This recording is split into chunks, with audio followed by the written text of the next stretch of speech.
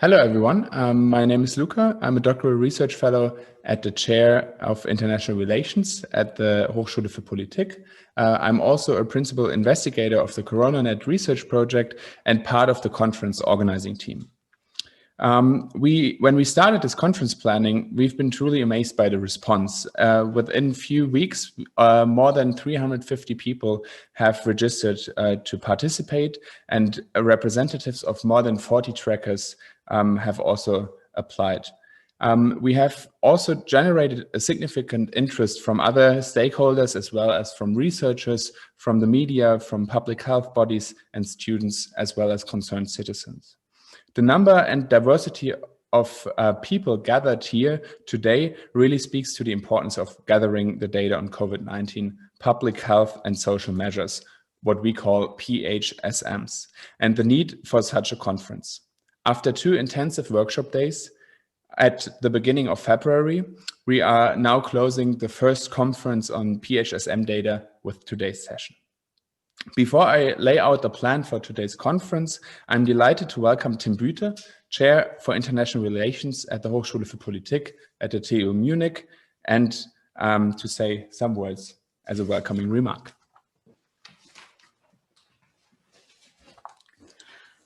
Thank you. It's my great pleasure to say a few words. My name is Tim Büte.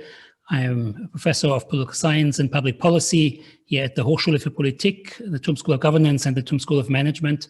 I also hold the chair for international relations, and I'm the associate dean for research at the TUM School of Governance. In July of this past year, the American Journal for Public Health started or headlined its lead editorial, "Accurate statistics on COVID-19 are essential for policy guidance and decisions." When that editorial appeared, those of you who are at the core of making this conference happen had been going at creating, gathering, and generating through your coding efforts exactly this accurate, comprehensive data collection on COVID-19 and the various ways in which different groups, the governmental level, societal, economically, etc., had responded to it. You had been going at that, some of you, for more than 4 months by then. So I want to first of all congratulate all of those who are really at the center of this, those who have established and maintained data tracking efforts really throughout the globe. I want to in particular congratulate Cindy and Luca, who have been sort of leading that effort here at CoronaNet, at the TUM. I'm very proud of the work that they've done, and I'm absolutely delighted that all of you have come together in this workshop. And I look forward very much to the conversation that will take place today, the presentation of what you have learned from each other and ways in which one can improve these kinds of efforts. I also want to congratulate you on the initiative that was announced with your joint statement to continue this work, and in particular to reach out to a sort of broader range of stakeholders in the coming weeks and months to make sure that those who really need, or those who are going to use the data that is being generated will have a chance to weigh in how how are using those data, how those data might be improved even better for future uses. So without further ado, welcome to this conference, and congratulations to all of you who are making it possible.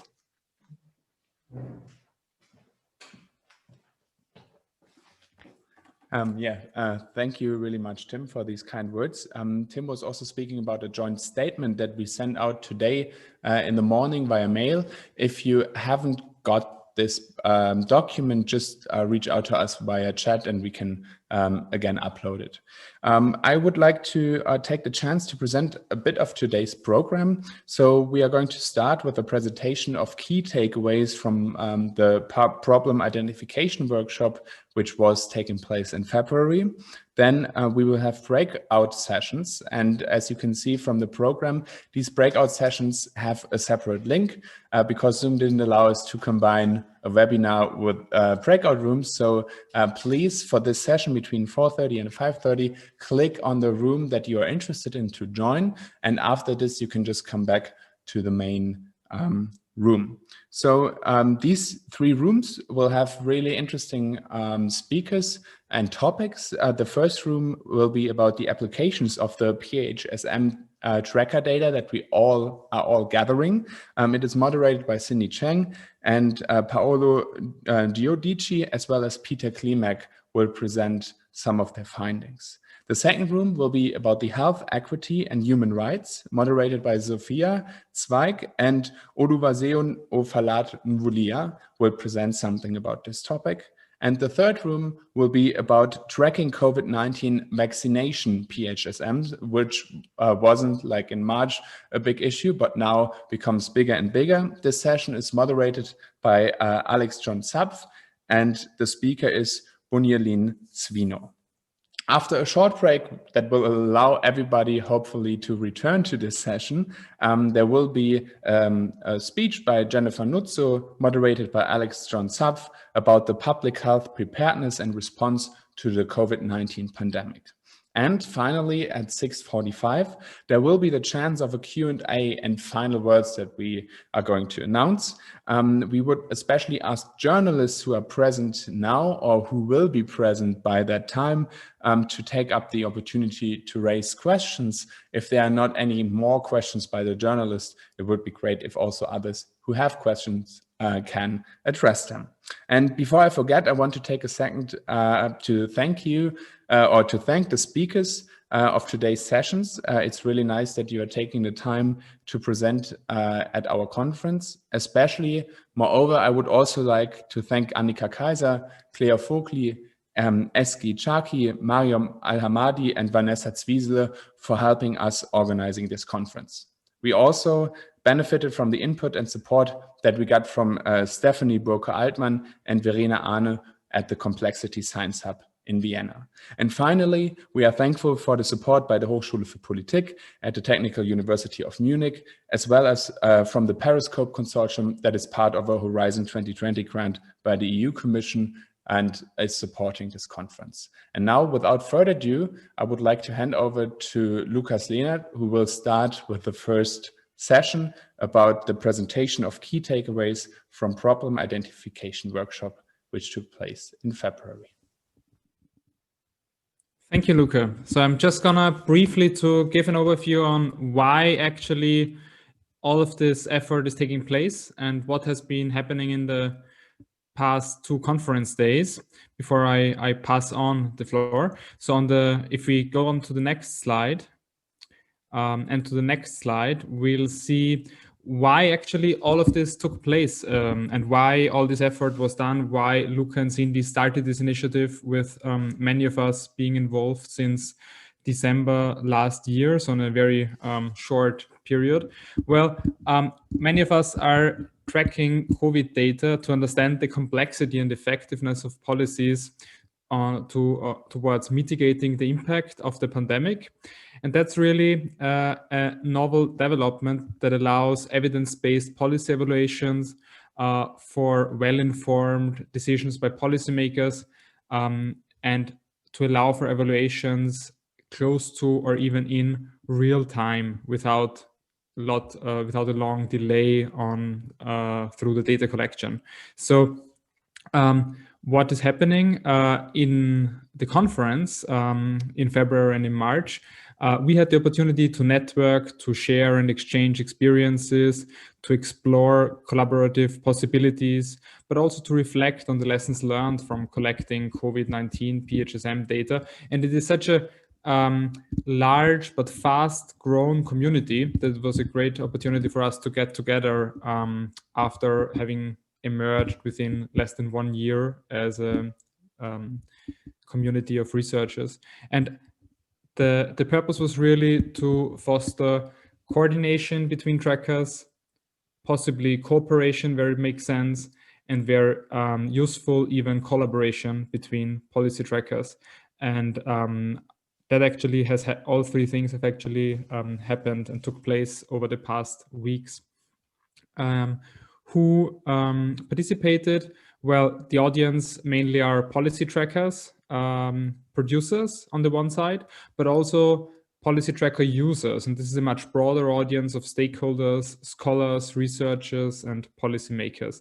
And the conference took place exactly 1 year after the pandemic, and the timing is particularly crucial at a time when many policy trackers face challenges of complexity, of being underfunded, of maintaining volunteers, of asking how to continue. The field of policy trackers has narrowed down rapidly in the past months, so it's important to explore opportunities between policy trackers, how to move forward in a coordinated way and possibly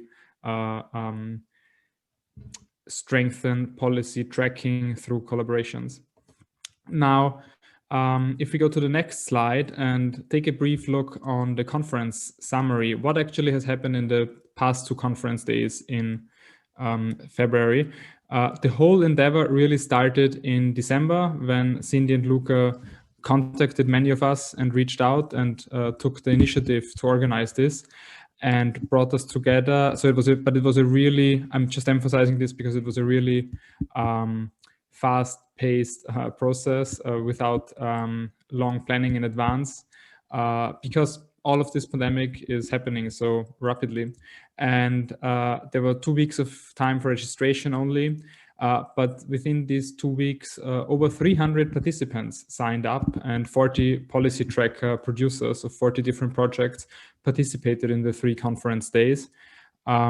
We received several hundred suggestions and comments in the interactive brainstorming session on day 2 via the Miro tool, which allowed many people to participate, possibly more people than could have participated only in a verbal discussion.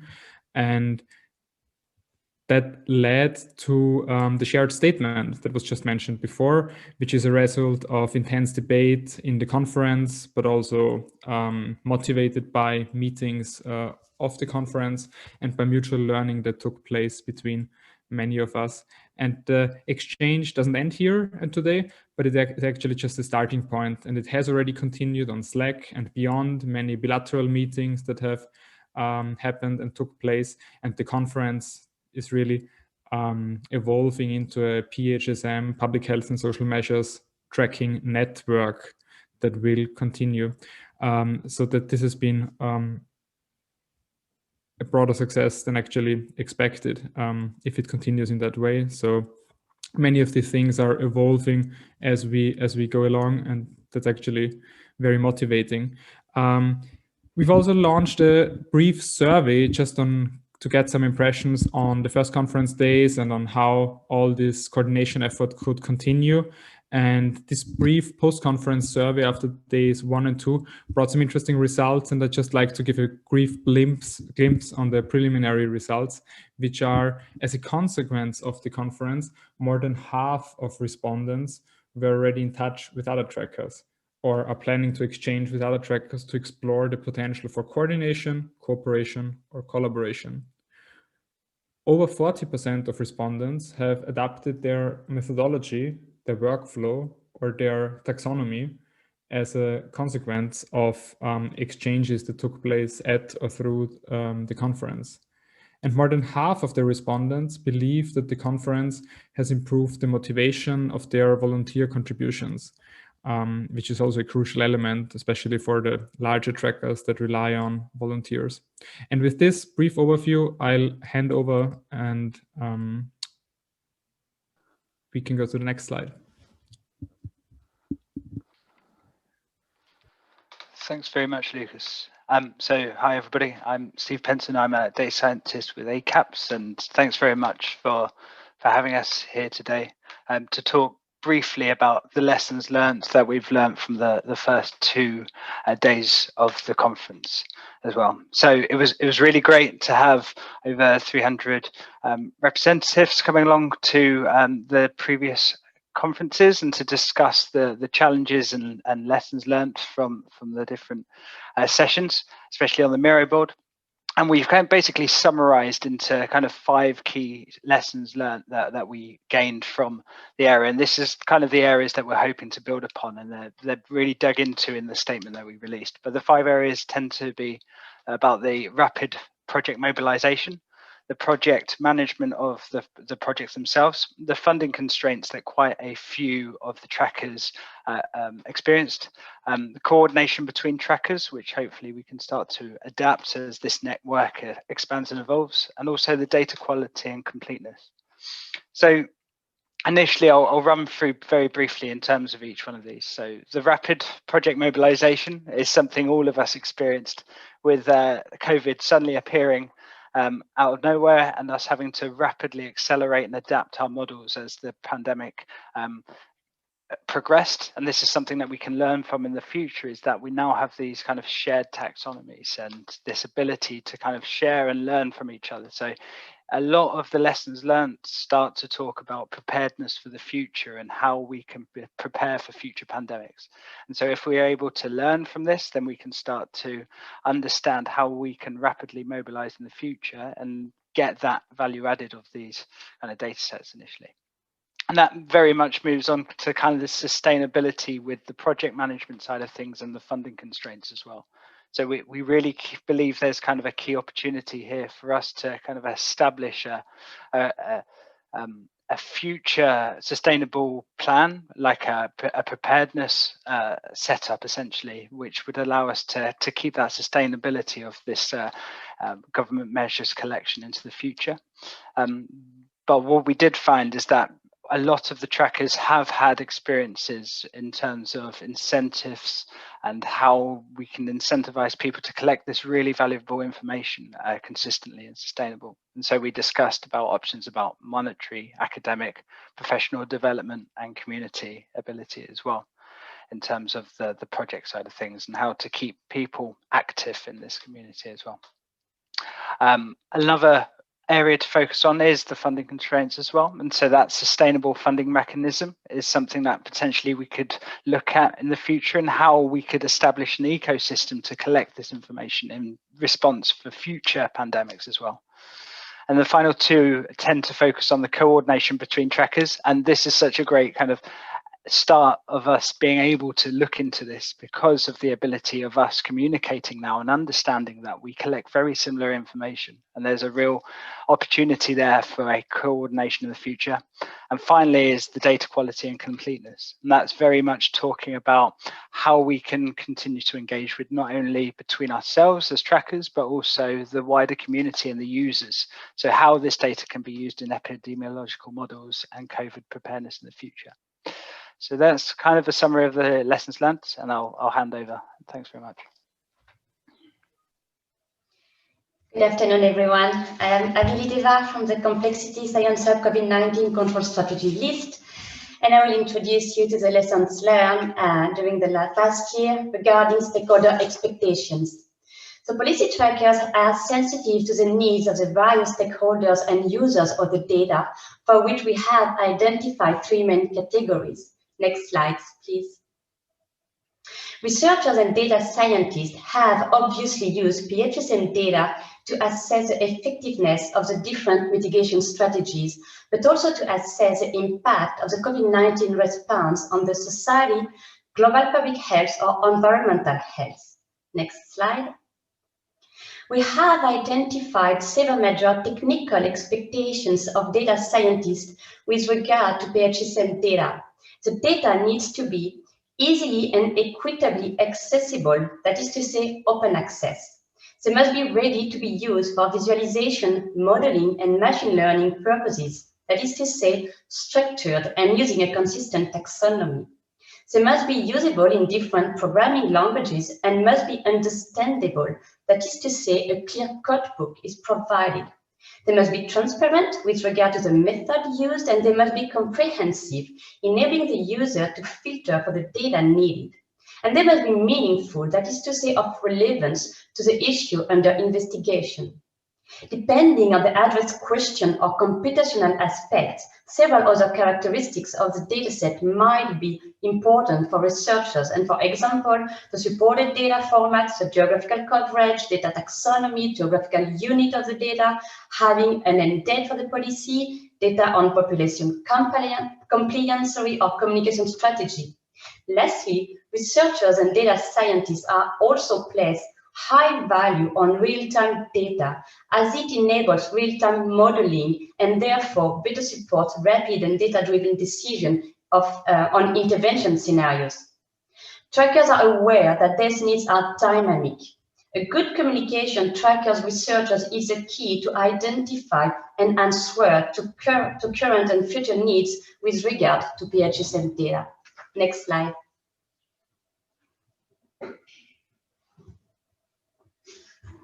Thank you very much, Amelie. This is Alex John-Sapp from the Johns Hopkins Bloomberg School of Public Health, and I will now introduce you to our next key group of stakeholders, which are policymakers.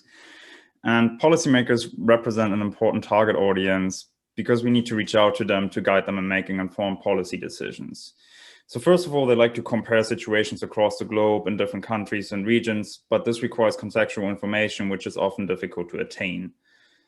Even more so, they are interested in data on compliance or adherence of the population to assess if the policies or interventions they implement are actually being followed by the population. And finally, their main goal is to understand the policy intervention's effectiveness or impact, which requires collaboration with analysts. So we need to reach out to policymakers and decision makers to provide technical and scientific support. Next slide, please. So here are the key expectations they have. They are looking for data that is clearly and succinctly defined, but also explained. Data that is easily and openly accessible and comparable across countries. And policymakers like visualization. So they look for data that are presented via interactive user-friendly tools that enable meaningful visualization, such as dashboards. Next slide, please. Equally as important is the general public as a key stakeholder, because the general public represents both an important user as well as contributor to PHSM tracker data. The public tries to understand both the local context to see what's going on and how decision-making is affecting their jurisdiction, as well as the global context to assess and compare how different governments and countries around the world have been responding to the pandemic.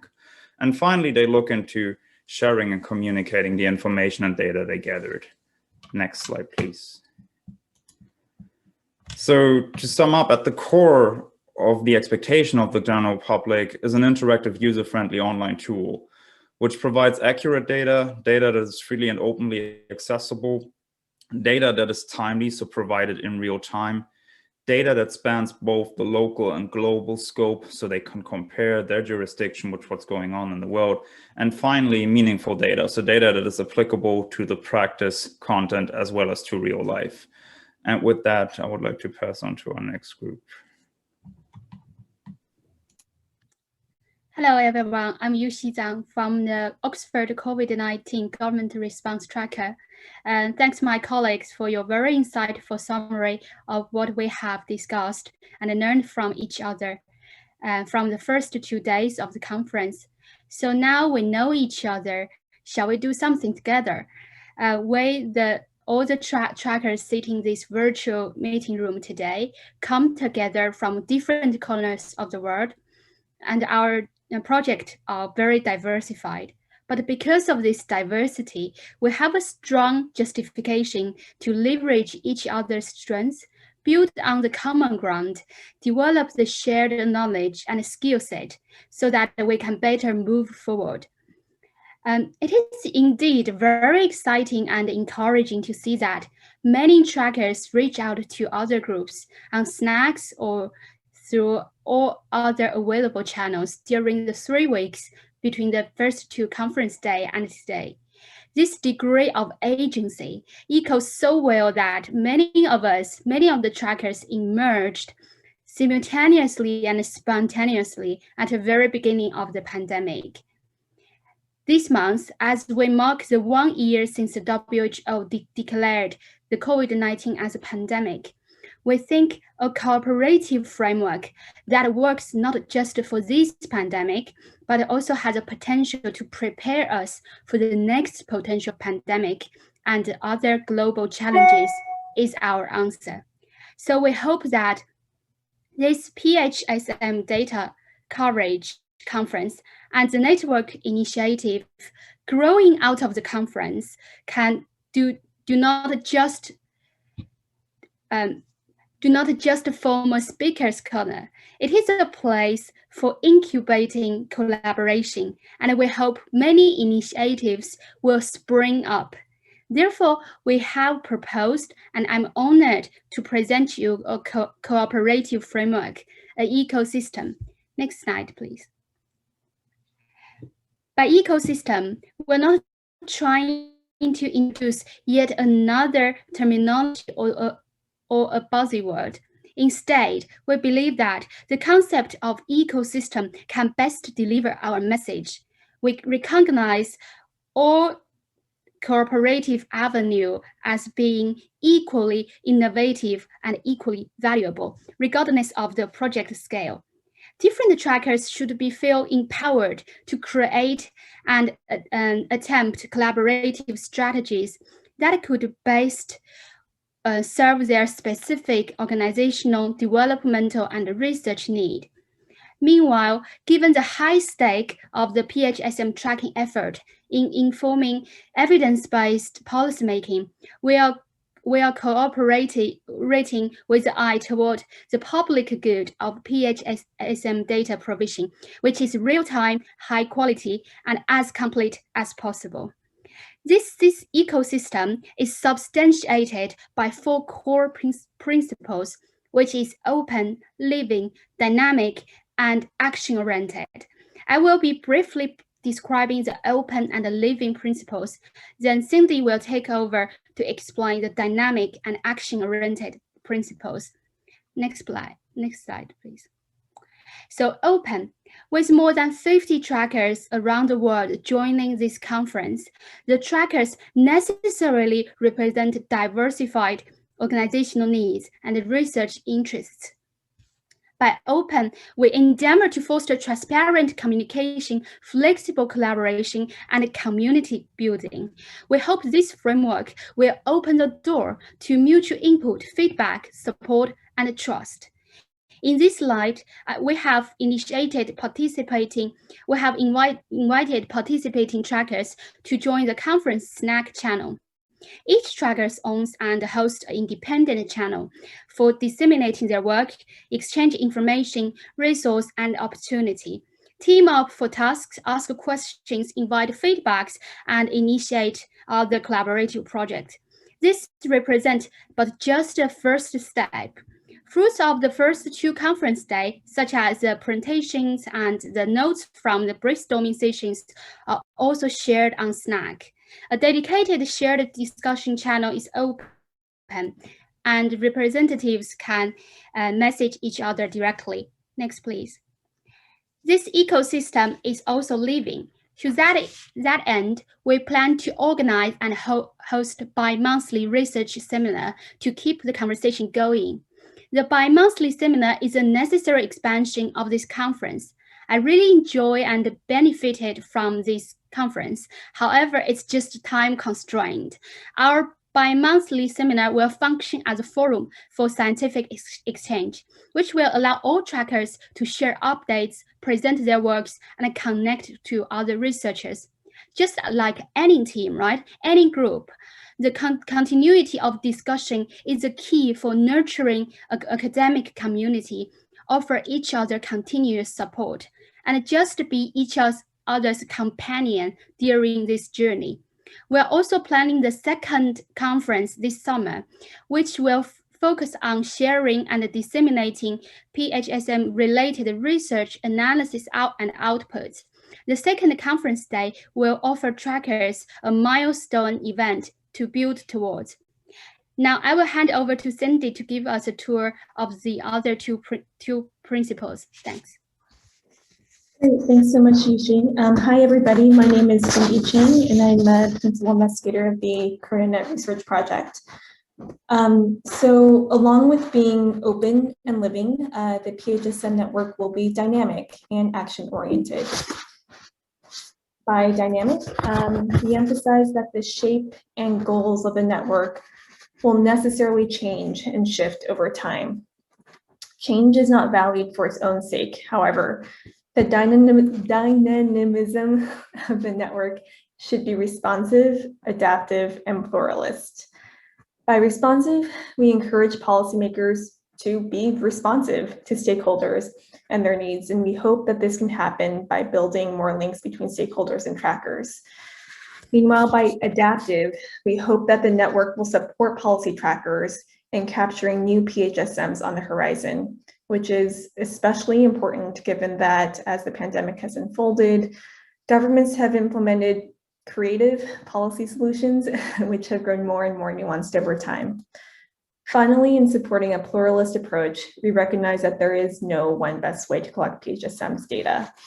Having a diversity of approaches which can account for different goals and perspectives is valuable for a collective understanding of the drivers and effects of the pandemic. By pluralism, we also embrace the inclusion of all voices who are interested in PHSMs data and welcome contributions, suggestions, analyses, and funding support from other stakeholders who we hope we can work with towards collecting this data. Last but not least, the PHSMs network will be action-oriented. While it's important to discuss and incorporate a diversity of perspectives, it is crucial to then take the next step of actually doing something together. As Yushi noted, but I want to emphasize, just as there is no one best approach to collecting PHSMs data, there's also no one best approach to how cooperation should proceed. All cooperative efforts are equally valued. In terms of concrete steps that have already been taken in no particular order, different trackers have already taken steps to co-design COVID-19 vaccination policies. Some have also began mapping each other's taxonomies. Others have also begun to track the absence of policies. So that's the, with their policies were announced but not actually implemented. And a few trackers have taken steps to integrating data sets. Still others are working towards building new and alternate summary indices of the PHSMs data. This list is non-exhaustive, but we hope that in giving an overview of what cooperative efforts have already taken place can help inspire others to work together as well. What comes out of this PHSMs network is still to be seen. It will be built organically and by the participants themselves. We hope, however, that the network will facilitate conversation among different stakeholders so they can better share their needs and goals. The point of building a network, however, is that groups will be better able to engage with not only each other bilaterally, but multilaterally. And we think that having such a community is the best way to help foster cooperation and collaboration. The collaboration needed to provide timely, high quality, and complete PHSMs data. In terms of concrete next steps, as mentioned by Yushi, we'll be organizing a bi-monthly seminar where trackers can interact and exchange ideas, and we're planning a second research-focused summer conference. Finally, all of what has been presented just now derives from a shared statement written by the PHSM trackers at this conference. 13 trackers have already signed on to the statement, and we hope that in the coming days, we can encourage more trackers to sign. We also plan to adapt the statement into a call for action for others to join so that we can engage as many people as possible, not just trackers, and bring greater visibility to our joint efforts to collect PHSMs data. And yeah, as a last word, although no one knows exactly what the shape of this network will be and what it might ultimately produce, we're confident that we'll be able to go farther together than we would have alone. We're happy for whatever questions and comments you have about the statement and the session, and are happy to answer them here now as well as at the end of the conference day. Thanks very much.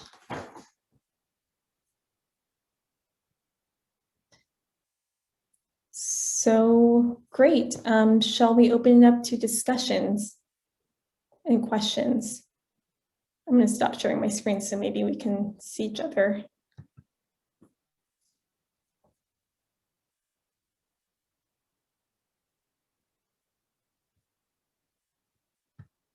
People are free to just write questions into the chat or to speak directly. Raise your hand maybe, since there's so many.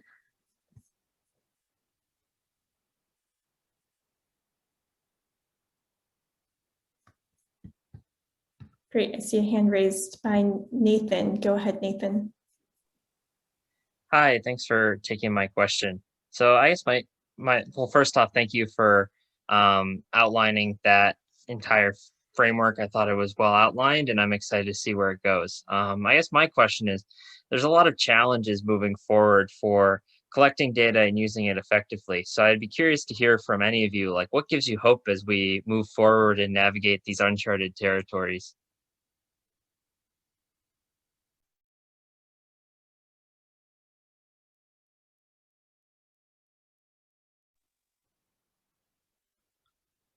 So anybody want to, I can take it, what gives me hope. I mean, I think just coming together is kind of an achievement in and of itself, right? Like back in November when we started reaching out to people, this conference sort of seemed like a distant point in the horizon. And now actually having been able to talk to different trackers and yeah, I didn't imagine that it would take this shape, right? And I think that's also like as long as we can keep on talking to each other, I think we can try to at least figure out what is possible and what isn't. Before, when most of us were working on the same topic but in parallel and not in communication, it felt kind of isolating actually, and the problems felt more insurmountable then. But I feel more confident now that there are others who have faced these issues and who we can share the same, we can get feedback and advice from them from. But I'm sure I'm not the only one who has an answer to your question, Nathan.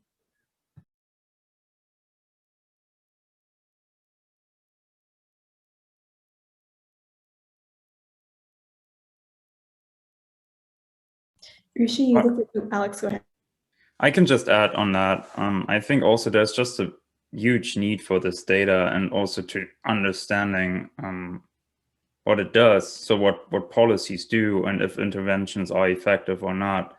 I know that globally there have been discussions for a long time if travel restrictions or border closures actually are helpful for outbreaks, and we never really knew. And I think that is still not really clarified enough. So there's certainly a need for the data, and I think that by itself justifies the cause in trying to improve this. And I think everyone here is aware that this is quite challenging to actually use the data to understand the impact of these policies because it's so complex. But first of all, you have to start somewhere. And also, even if we just learn lessons that we can then use to improve, that is pretty much what science and research is about. So I think it's a great opportunity, and it's also unprecedented. I could have never imagined that something like this would happen, like the response to the pandemic in this way.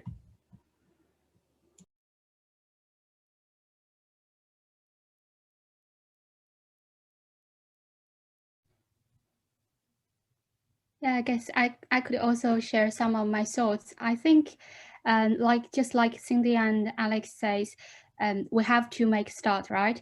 And yeah, so we are facing very difficult situations regarding the sort of complexity of the taxonomy and the sort of special situation with each country context. And with the vaccination, so much uncertainty and implications around it going forward. But I think having a channel and having this conversation going is important because, for example, I have been following some literature which is written by some like researchers in the central bank, and they're trying to leverage some of our PHSM trackers data to sort of work out the COVID-19's impact on their economy, especially their real estate market. So what they have done is they leverage country level data set, whereas actually their analysis unit is cities. And so you can see that there is some gap in between, which is the so-called difficulty we just discussed about. However, from my understanding and my knowledge, some trackers in this room is actually doing city level and the region level data collection, which is great. I mean, if this facility and infrastructure was in place, and if we had this conversation ongoing with our data user and stakeholders, we can sort of help them and to locate. And obviously, Lucas and the Oxford Super Tracker is already a wonderful mechanism and tool being in place, but still we can make it a sort of more actively used and try to have this conversation ongoing. So from my point of view, I still think this kind of continuous academic research-oriented conversation is a great way to help us overcome some of the uncertainty and problems around us. Thanks.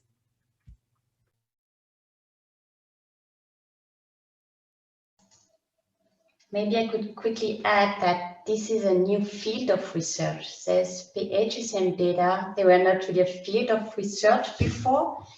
And now, so we have started individually, and now we have created a community of research. And hopefully we will join effort to understand better the problem, the issue, and tackle them. This is a very important step in the field of pandemic response and pandemic preparedness.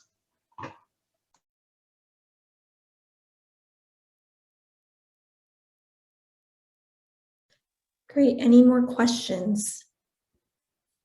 Jan or Jean, go ahead.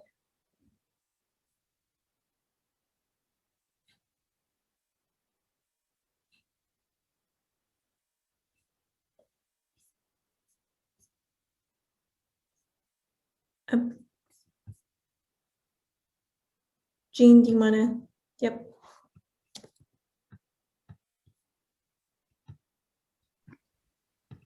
You need to unmute yourself, Jean, then it should work. Sorry, I didn't have the micro button active. Can you hear me now? Yeah. Hi, I'm Jeanne. I'm a reporter and editor for the German Public Radio, and I'm currently researching a little bit about this topic of why do we have so few data for responding to the pandemic?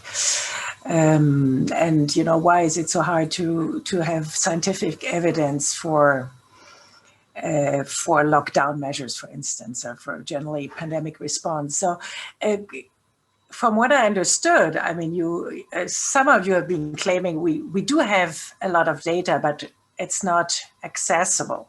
Yeah. So I'd like to know, you know, it's very hard to say, you know, do we have more data that is not accessible, or do we not have enough data? And what if you want to have more data for pandemic response, who would be the main actors? You know, I could understand that some people in your network would be able to point to the problem and to point to a scarceness of data, but you know, you can't really. The network is probably not able to collect all of the data we would need. So who would be in charge then? You know, who would be the other actors? So I think I just have one clarification question, maybe first about what you mean by accessible. So I think like there's a number of ways to understand that word, right? One is, can people actually like get the data? Yeah, let's say that it's at least accessible to the scientific community. You know, and I understand it's something else. I mean, you've been pointing out a really very interesting ideas that I've heard in the last half hour. You've been pointing out also to an accessibility of data to the general public, and I understand why this is important. And I think everybody was excited when the Johns Hopkins dashboard came up. This is some kind of an example, but let's say accessible to the scientific community. I'm kind of driven by the question, why is it not possible to have scientific evidence for lockdown measures? And as far as all the scientists I've been talking to, or many of the scientists tell me, we don't have the data. Nobody really has been collecting them.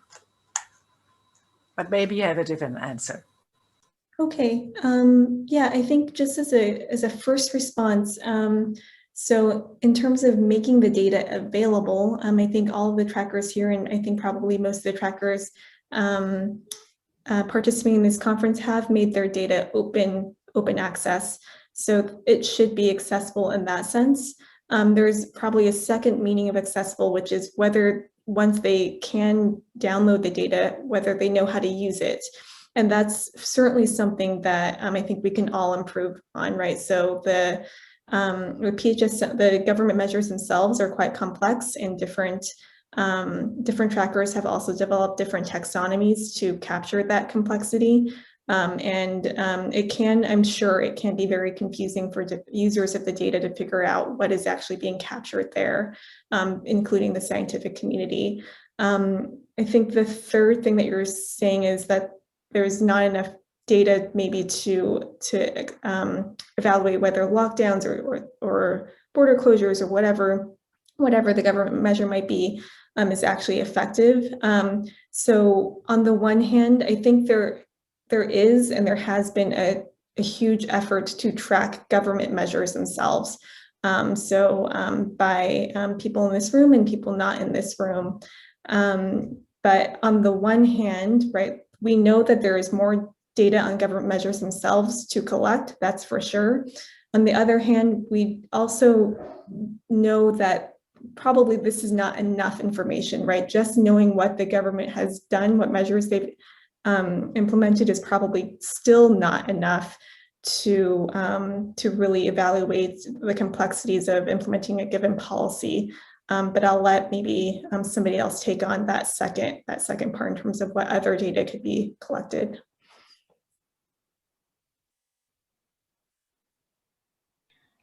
Well, I just want to say it looks like Olga Shetsova mentions that she can help answer the current question. I think she's affiliated with the Binghamton Tracker. Hi, Olga. Hi. This is a great question, and I think one of the missing stakeholders in the statement is the epidemiological community and the medical community. And they actually are very busy right now, so they have not successfully correlated what has been done by policymakers through public health measures to pandemic medical outcomes such as infection rates and death rates. In part because the data on infections is dependent on the testing strategy, and the data on deaths is collected differently in different places. So it's the dependent variable, the thing that we predict. When we talk about effectiveness, we talk about, how did it protect the population from the pandemic, actually. We do not have consistent data collected on their end. But also, we need the underlying epidemiological model to see how much policy interventions add or subtract from what would have happened otherwise in a given place for their demographics, for their climate, for their population residential strategy, etc. And these models, the baseline epidemiological models, start coming out. To them, we can add policy measures and see whether lockdown was effective or whether they just went away with the spring. And one such model is from Los Alamos Data Science Laboratory, and I'm sure there are many others. So like Cindy said, every tracker makes their data available, and any data scientist in any field can access and work with the data. But it's not just policies that make the pandemic, it's also the virus. And the knowledge about the virus is so scarce. I'd just like to add on to the question from John. I think a lot of it depends on specific countries. Perhaps these scientists are curious in looking at the impact of of interventions in their own country only. Additionally, in our side research, and Alex and I are representing the HIT COVID database at Johns Hopkins School of Public Health, we have seen many scientific publications that analyze the effectiveness of various public health and social measures, and lockdowns are certainly a common one, on epidemic trajectory or mortality. And so I wouldn't say that there's a lack thereof. Perhaps it more has to do with specifics of what those scientists are looking for in the evidence, and also with access to the public health and social measures data from all of our trackers. I think a lot of the issue is advertising outside of our own academic networks. And so I think the Oxford Super Tracker is a great place to start for anybody interested. I think any researcher should just know of that tracker because that tracks all of the other trackers. And when you go on there, you can look for, a tracker that's specific to the public health and social measures that you want or the location. And I think we do have this problem of so many different trackers that one doesn't know where to start. And that's why I advocate for like a summary tracker like that as a first step. And I think given how decentralized all of our data collection has been with lots of duplication and differences in taxonomy, that this definitely contributes as well to any gaps or delays in data analysis in terms of the effectiveness of the policies. Just to build on what Sophia just said, I think also sort of lack of evidence or lack of data is also because we as tracker, as a data provider, we do not necessarily know all the possibilities and all the questions that are interested by our users or the public audience.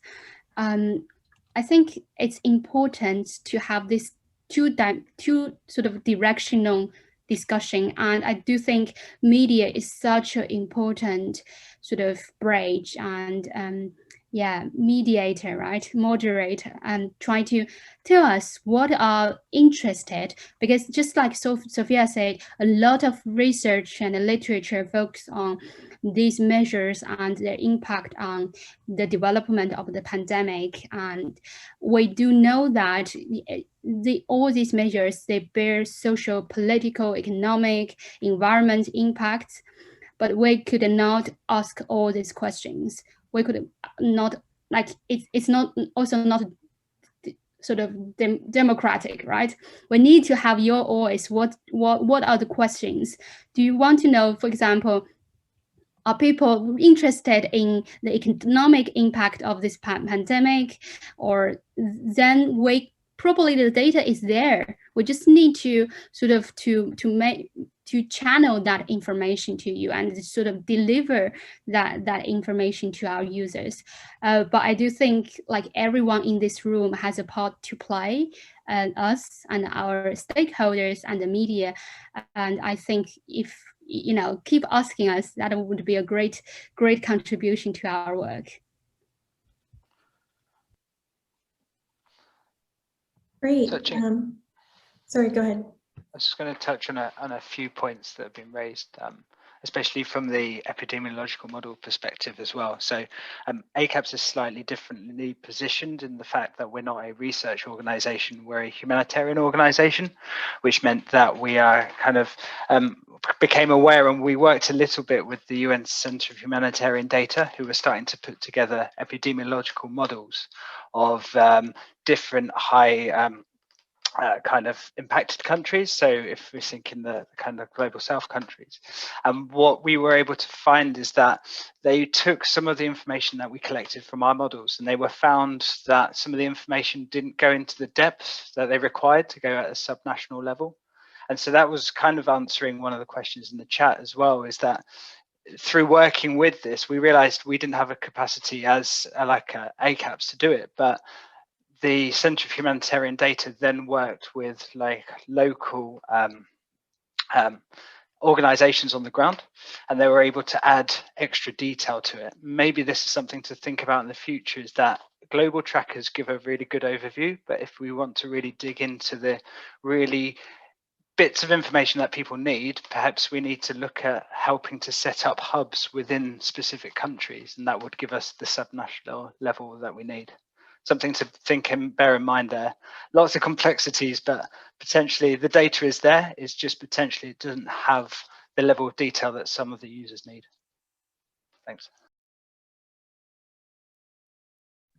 I can see we have two questions in the Q&A. One by Vladimir.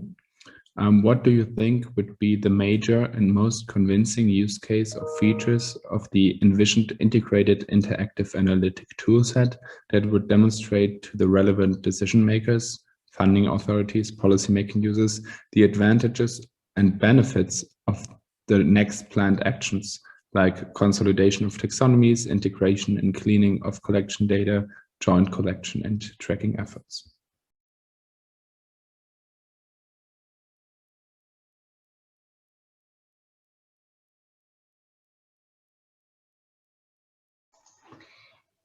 Just a small add to this question, maybe. I think it's a complex question, because what is a relevant policy to be implemented highly depend on the context, and what works in another country might not work in another country. You know, so it should be targeted to. I mean, this tool set should target local initiative and local measures, and it's very hard to answer. This is my answer, is that it's very hard to answer. Sorry.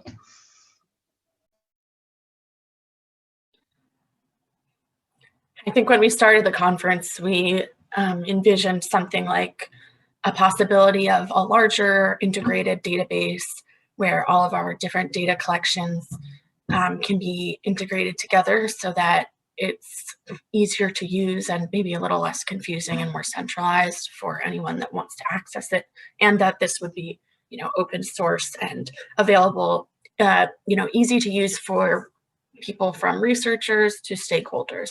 But the more we worked together, the more that I think we've realized all of our different trackers have so many intricacies, especially in specifics of taxonomy and internal methods, that we don't really think it's possible to create one super tracker. But so far, some of the outcomes of the consolidation and collaboration is that some of us are already integrating. For example, our database at Johns Hopkins School of Public Health is integrating with CoronaNet, and that's going to really help us in the future. And in general, overall benefits and advantages of the event, I think, are just that we have come together for the first time after having done so much effort individually in our own trackers, in different locations and with different areas of interest. And just by us meeting, brainstorming, sharing ideas and challenges, it's going to help us make each one of our tracking efforts more efficient and better targeted. And as well, I think it is going to help with accessibility of each of our trackers' data to the public as well as researchers. Yeah, just gonna follow up on that. I think, yeah, so I think there shouldn't be a major or sort of most convincing way of doing it.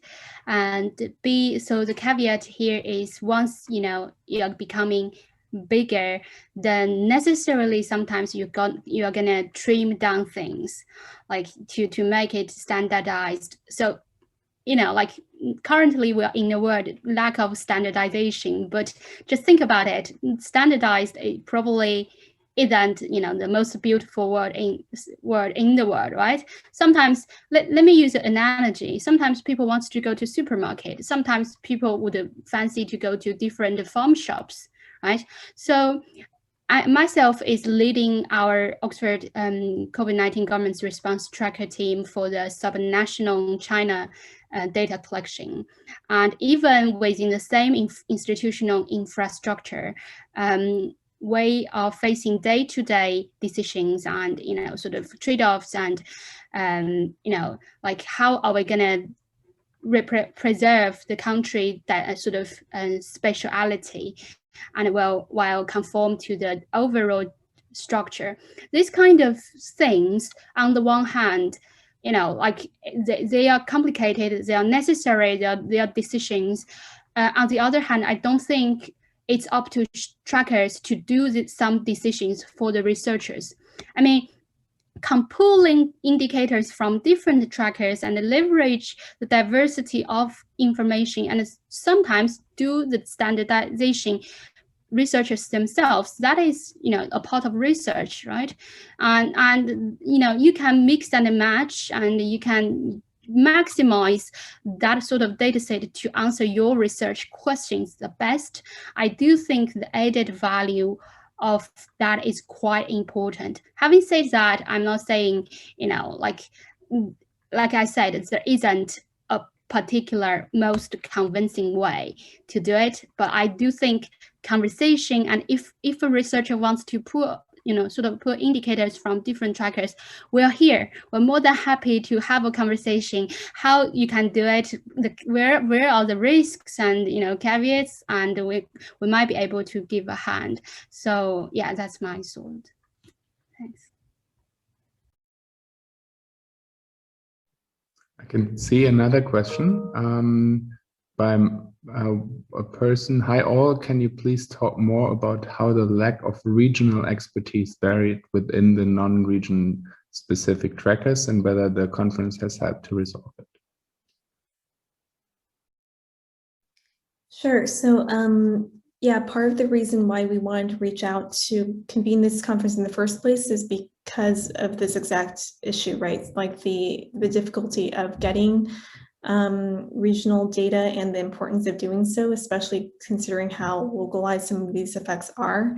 So I can just say a little bit about what we do at CoronaNet, which is that we try to focus on some countries to gather subnational data systematically. So for 12 countries, Germany, Japan, Russia, kind of the big players who you would think of, we try to gather subnational data for each subnational region at the ISO 2 level.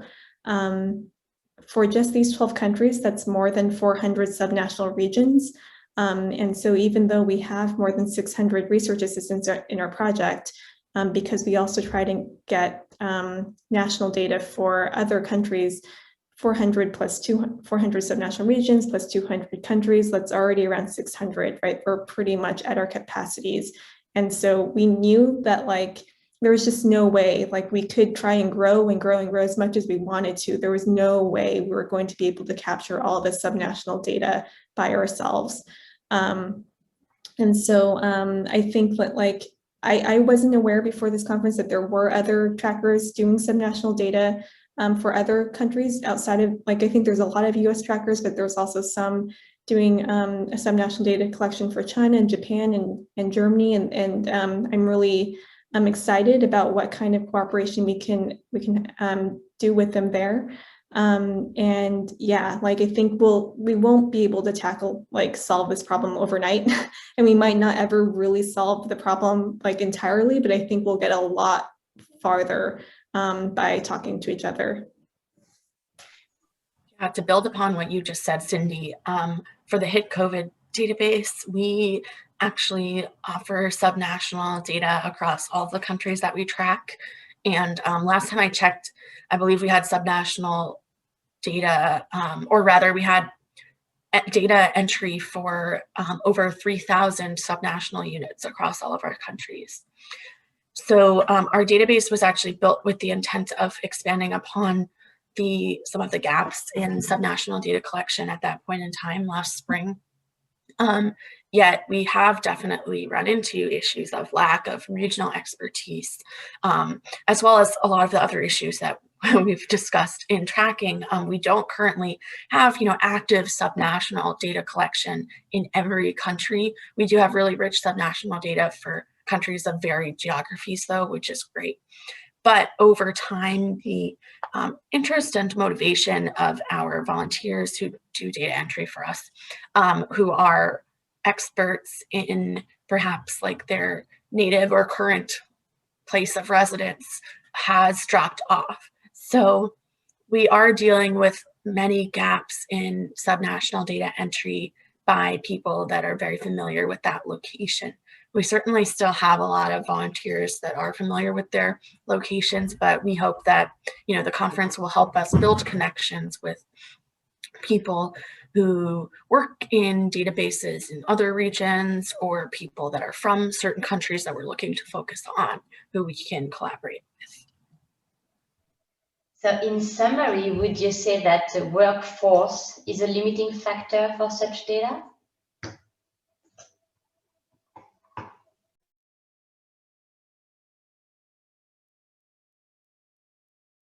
Yeah, I would definitely say so. That's when we noticed this problem increasing, was when our workforce dropped off.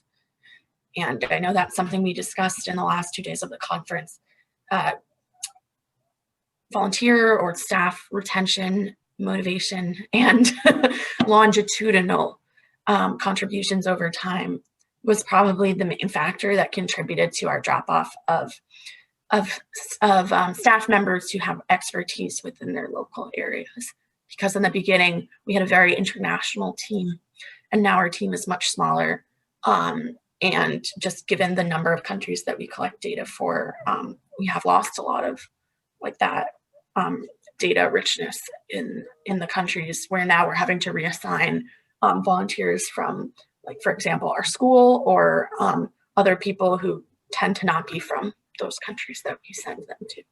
And maybe what is also important to notice here for people who are not part of trackers is that most of the work builds on the work of volunteers. So this is like all of these efforts here are driven by hundreds and hundreds of volunteers who, since like for a year now, are investing their time, their weekends on providing this data. So although we might be kind of the principal investigators to this project, it is much more that the backbone of all of our projects and attempts basis on the sheer number of volunteers who are trained, who are going through like a standardized process, who are like working really hard. Yeah? And it is super hard also to coordinate those efforts, right? And Cindy was speaking in the presentation a bit about this funding element, so to say. We would actually love to pay our research assistants, and we try, like we have applied for more than 50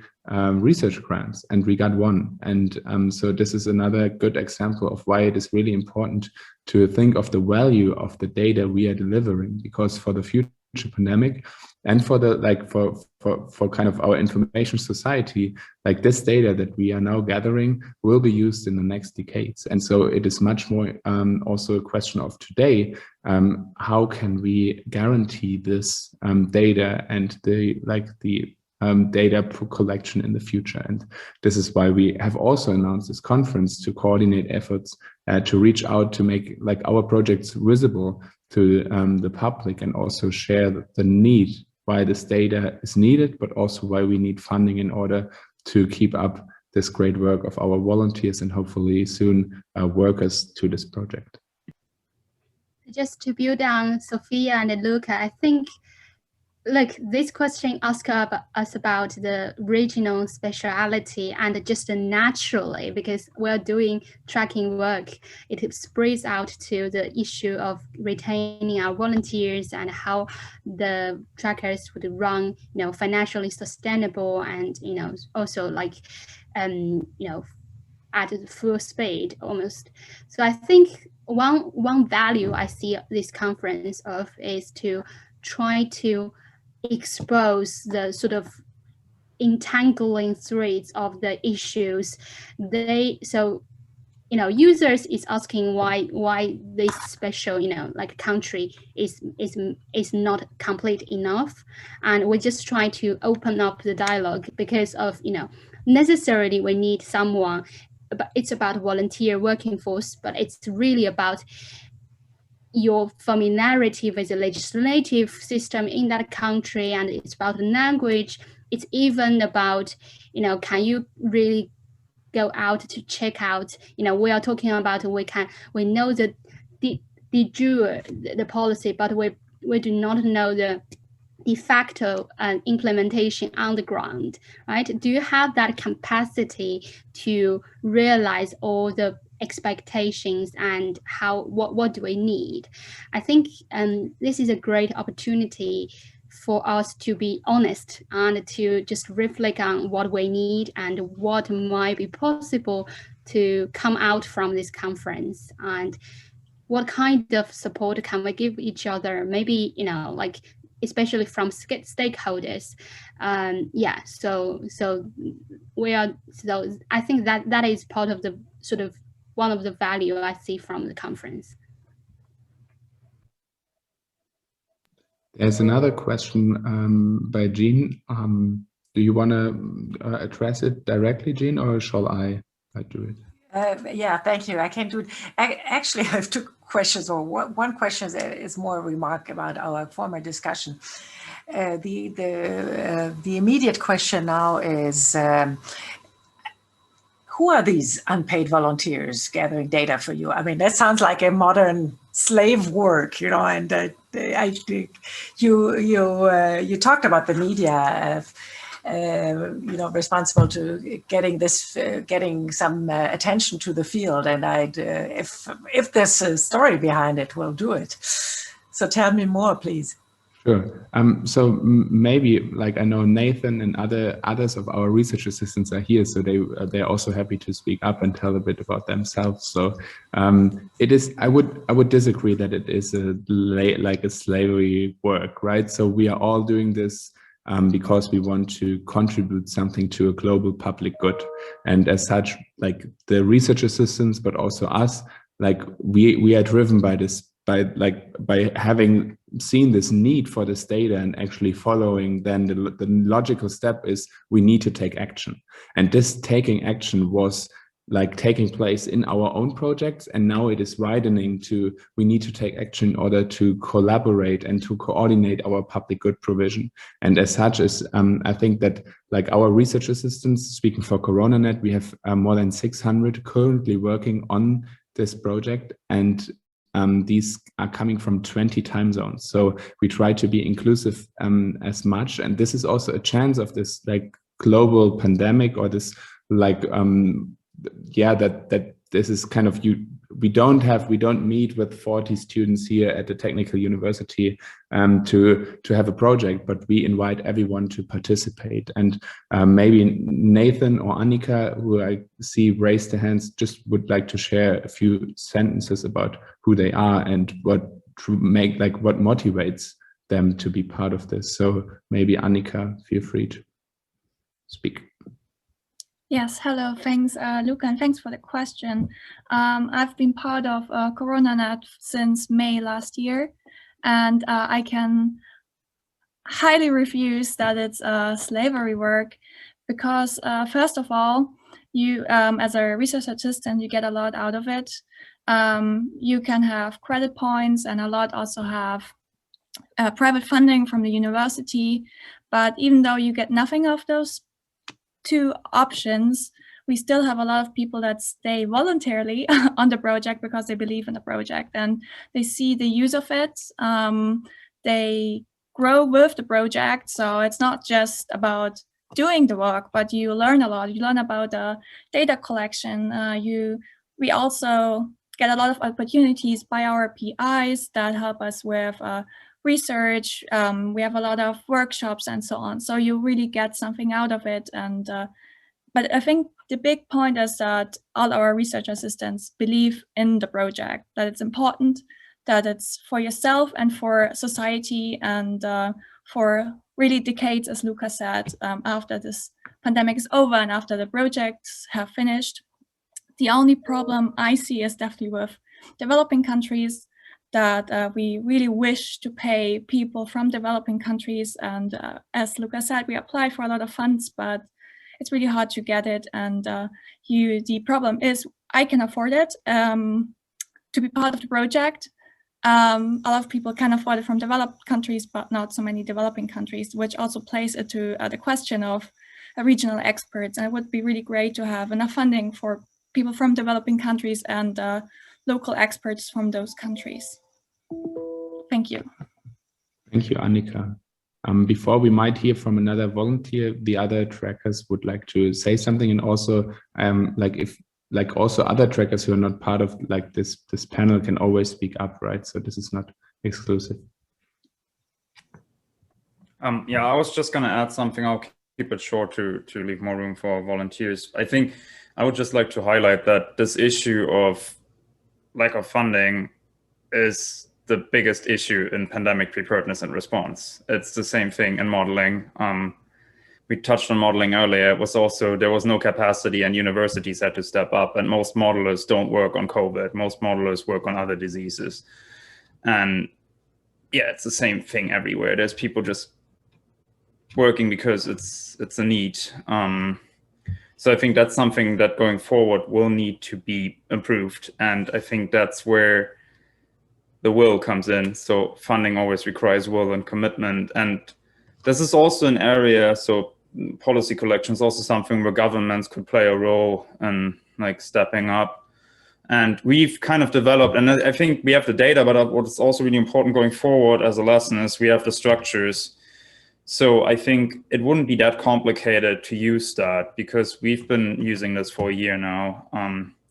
And once we've refined it, I think we could try to establish it more regularly. And then if you have it ready to go, you can actually monitor policies quite rapidly. I think a lot of our work was also just getting mobilized in the beginning.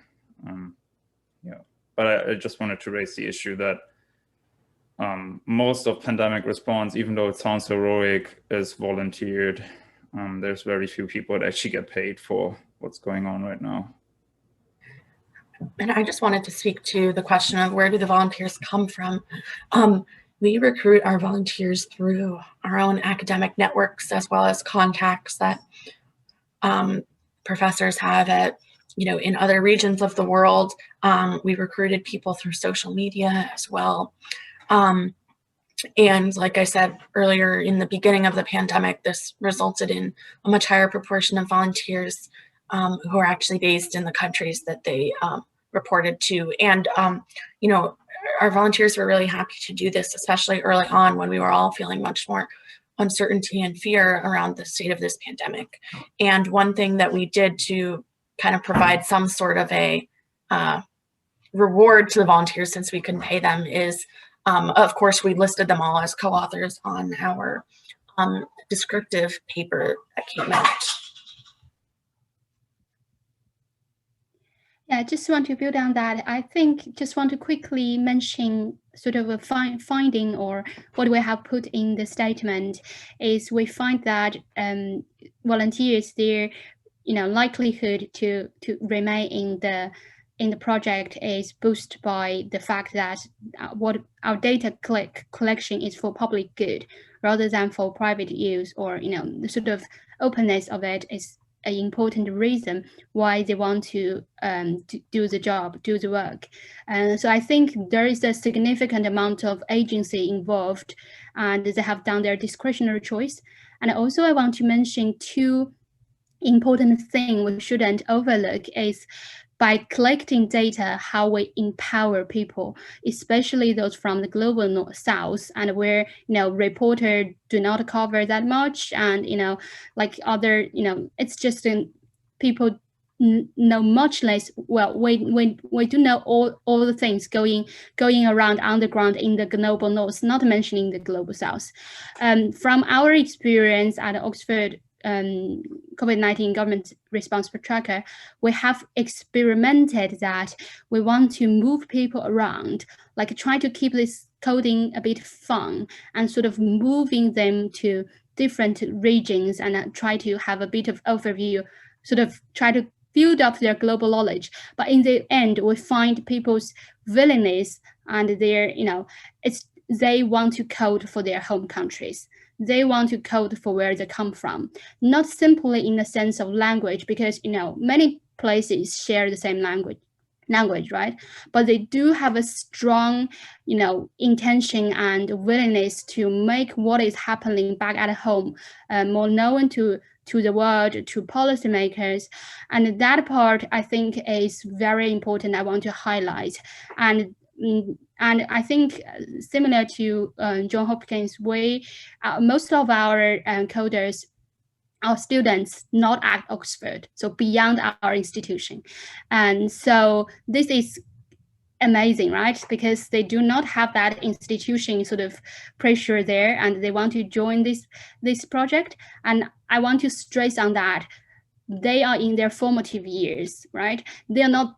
So what is important is they have been part of this human joint effort, and I think that is also part of the very motivation that drive them forward. So yeah, so that's a few prospect apart from what we said about funding from, we are organizer. We of course want to make them more rewarded. But from a student's perspective, as I'm sort of coder's perspective, as I'm interacting with them, these are some of the voices I have heard. Thanks. Great. I can see Nathan, if you mind just making it short, because then also Chris Grundy would like to, or has raised his hand. Yeah, I'm Nathan Rudy. I'm co-regional manager for South America on CoronaNet, and I've been here since May of 2020. I'm currently an undergraduate student at Case Western Reserve University, so I can speak a little bit to the volunteer piece of it. I understand the concern from the monetary remuneration piece. However, I would say that slavery implies that we're getting nothing out of it, and that is simply not true. I mean, I've studied global health and international studies since I've come into college. Being on Case's campus, it kind of limits the ability to which I can meet people with similar interests. And I think this project has really given me a lot in terms of meeting people with similar interests and working on issues with common ground. On the previous comment, you saw a lot of people that got a lot of hope out of connecting with community. And I think for the RAs, that's no different. So I appreciate your concern for wanting volunteers to be appropriately recognized. However, I would encourage you to think about the other ways in which volunteers in this pandemic can get recognized, even if they aren't just paid, whether it's volunteers on this project or even people on the front lines actively responding to it. Thank you. Thank you, Nathan. So, Chris. Can you hear me okay? Yes, we can. Great. So I won't go over the same. I run the WHO's PHSM tracker, and you've heard, that the volunteers are very, very much engaged. I think part of universities' training now or job nowadays is to make sure that the courses we teach relate to what the people are going to do when they leave. So if you've got people on public health courses, being involved in how an actual response to a pandemic is a really important part of the training. It's not just the lectures. The same, with computer science right now, there's really interesting things we're doing with computer science, and the ability for students to be able to take part in a real active live response, is a key part of their training. You learn we all know, you learn far more from doing than you do from sitting in a classroom and being talked at. So I think that's one of the big things that students actually like about this. One thing I do feel a bit guilty about, and I would like to see what comes out of this whole network, is the duplication of work. And I would like to see more collaboration between the groups. And, it comes back to this, what's been mentioned a few times. We've got lots of trackers who specialize in a particular country or particular region. And maybe we don't all collect the data for Europe. If there's a really strong European data set already collecting that, we use the students and maybe encourage students to join different people's networks. So to say if there's a European network, an African network, a South American network, that we encourage each other students to say, look, here's this network of people collecting it in this region, support them. And the same goes for the small trackers who maybe look at the the more specialist things which we don't really talk about, maybe the finance or the conflict impacts or the other harm that the COVID pandemic's doing in other aspects of health. So thank you. Thank you, Chris. Is there anybody here from the other trackers who would like to respond? Otherwise, we have another hands raised by Manuel. I know Manuel is also is also research assistant for CoronaNet. So if Manuel, it would be good if it is just a regular question or statement, and you could then post your experience personally also to the chat if it is more like a personal one, but still. Maybe emphasize that we at the CCC, we have used both schemes. At the beginning, we only relied on the pro bono work of researchers and students. And then we got a grant from the European Open Science Cloud for 4 months where we could pay people to collect and code the data. And I agree that getting funding and being able to pay people for their work would be a good idea and would be great. And grants are really scarce and not enough for this kind of job. If we recognize the crucial importance of this data from now and for the future, I agree with what Steve said, that it should be part of pandemic preparedness. And then we have not volunteers, but workers pay for what they do. Thank you. Manuel? Yes, can you hear me now? Yes, we can. As well. I already posted a little bit what I wanted to say. So thanks, Luca, again, and also from CoronaNet. Like you and Annika mentioned, we, the RAs, get values experience based not only on the research we do, but also this feeling of community, and it also helping to better understand the problem such unprecedented in this war.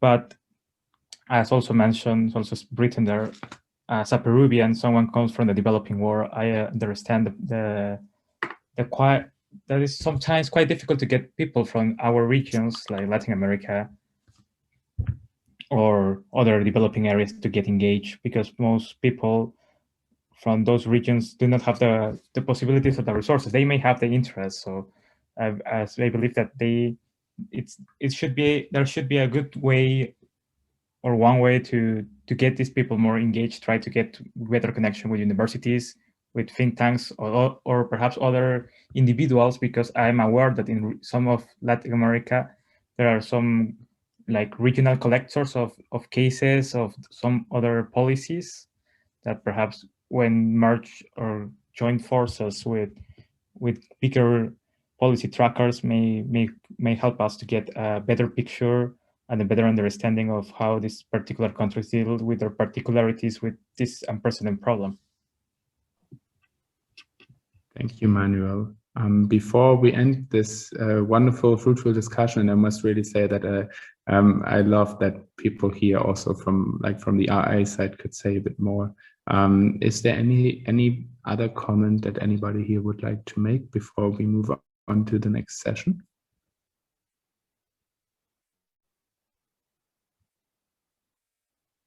If this is not the case, here I have posted, and I hope that you can see it in the chat, the rooms or the links to the rooms for the breakout sessions. I will stay in this room, so the webinar will not be needed to reopen. You can also stay here, but I would probably ask everyone to click to join one of these rooms. You can also join first one and then the other.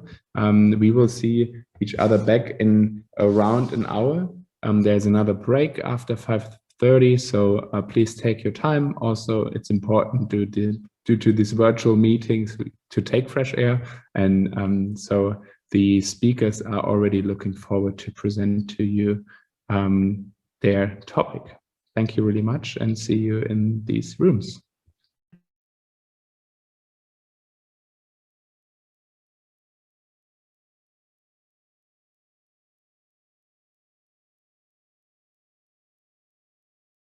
Yeah, welcome back everyone to our next session. It is about the public health preparedness and responses to COVID-19 pandemic and beyond. I'm really glad that we have Jennifer Nuzzo as our speaker and Alex Zapf as our moderator, and I'm really pleased to hand over to him to say some more words. Yeah, thank you very much. Good afternoon, good evening. It is my pleasure to welcome you to our final session of the third conference day on public health preparedness and response to the COVID-19 pandemic and beyond. The COVID-19 pandemic has strikingly demonstrated the importance of pandemic preparedness and the detrimental consequences of failing to plan and prepare. Over the course of the last year, the pandemic has changed every aspect of our daily lives, from how we work and study to how we spend our free time, and finally, how our societies function socially, economically, and politically. Despite clear and consistent warnings about the dangers of a devastating pandemic and unprecedented knowledge, resources, and technologies to respond to such a threat, the COVID-19 pandemic has resulted in unparalleled and destructive social and economic impacts around the globe. The COVID-19 pandemic has taken advantage of a collective failure to prioritize pandemic prevention, preparedness, and response, while revealing the fragility of the highly interconnected global community we live in today. The pandemic has proven that our systems for detecting and responding to global health emergencies are insufficient and severely underfunded. Additionally, the pandemic has revealed the multidimensional nature of pandemic preparedness and response, underscoring the value of holistic approaches such as integrated disaster risk management or all hazards preparedness. We have learned many crucial lessons from responding or failing to respond to this pandemic, but learning without action is pointless. And going forward, we need to act more boldly, rapidly, and decisively. Organized, timely, and sustainably funded data collection, analysis, and interpretation is crucial to well-informed decision-making and actions in response to pandemics, as well as other global emergencies or crises. In this final session, we will discuss how we can improve preparedness and response for the current and future pandemics and how tracking efforts contribute to response and control. This will be guided by our keynote speaker, Dr. Jennifer Nuzzo. And following Dr. Nuzzo's presentation, we will discuss lessons learned from our PHSM tracking efforts and how we can leverage these lessons to better prepare for the future of the COVID-19 pandemic, as well as other pandemics and global health emergencies. I would now like to introduce you to Dr. Jennifer Nuzzo. Dr. Nuzzo is a senior scholar at the Johns Hopkins Center for Health Security and holds an appointment as associate professor in the Department of Environmental Health, as well as the Department of Epidemiology at the Johns Hopkins Bloomberg School of Public Health. She's a senior fellow for global health at the Council on Foreign Relations as well. Trained as an epidemiologist, her work and research focus on global health security, pandemic preparedness, outbreak detection and response, as well as health systems, biosurveillance, and infectious disease diagnostics. Dr. Nuzzo received a DRPH in epidemiology from the Johns Hopkins Bloomberg School of Public Health and a Master of Science in Environmental Health from Harvard University.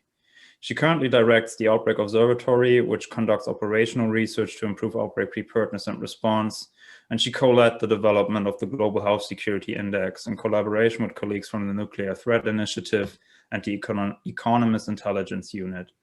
Additionally, Dr. Nuzzo has been strongly involved in the COVID-19 response as the lead epidemiologist for the Johns Hopkins COVID-19 Testing Insights Initiative, housed within the Johns Hopkins Coronavirus Resource Center. Please join me now in welcoming Dr. Jennifer Nuzzo. Thank you so much, Alex. I appreciate that introduction and appreciate the opportunity to speak to you all. Let's go ahead and share my screen to show you some data here.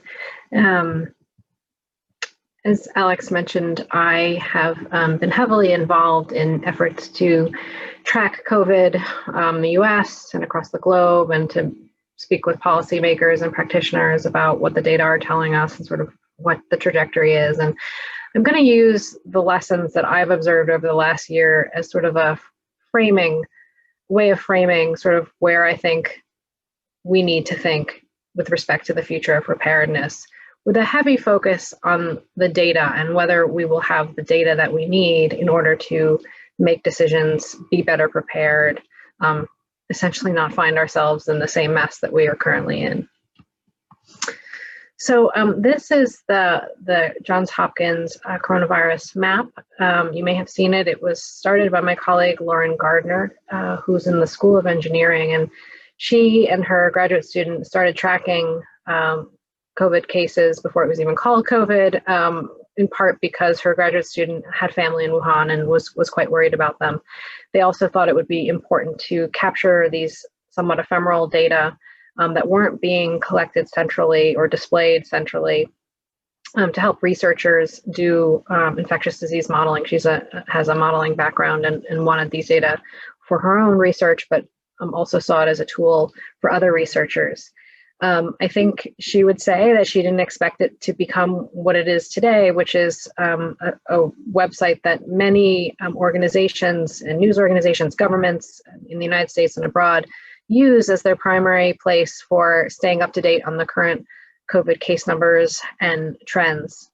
It was something that sort of early on, the university started realizing how many eyeballs were seeing the site every day, and saw the need to invest its own resources to make sure that this important resource was going to be stable and wouldn't go offline. And so really put a lot of its own investments into shoring up the site, which was originally designed for other purposes, to make sure it was there.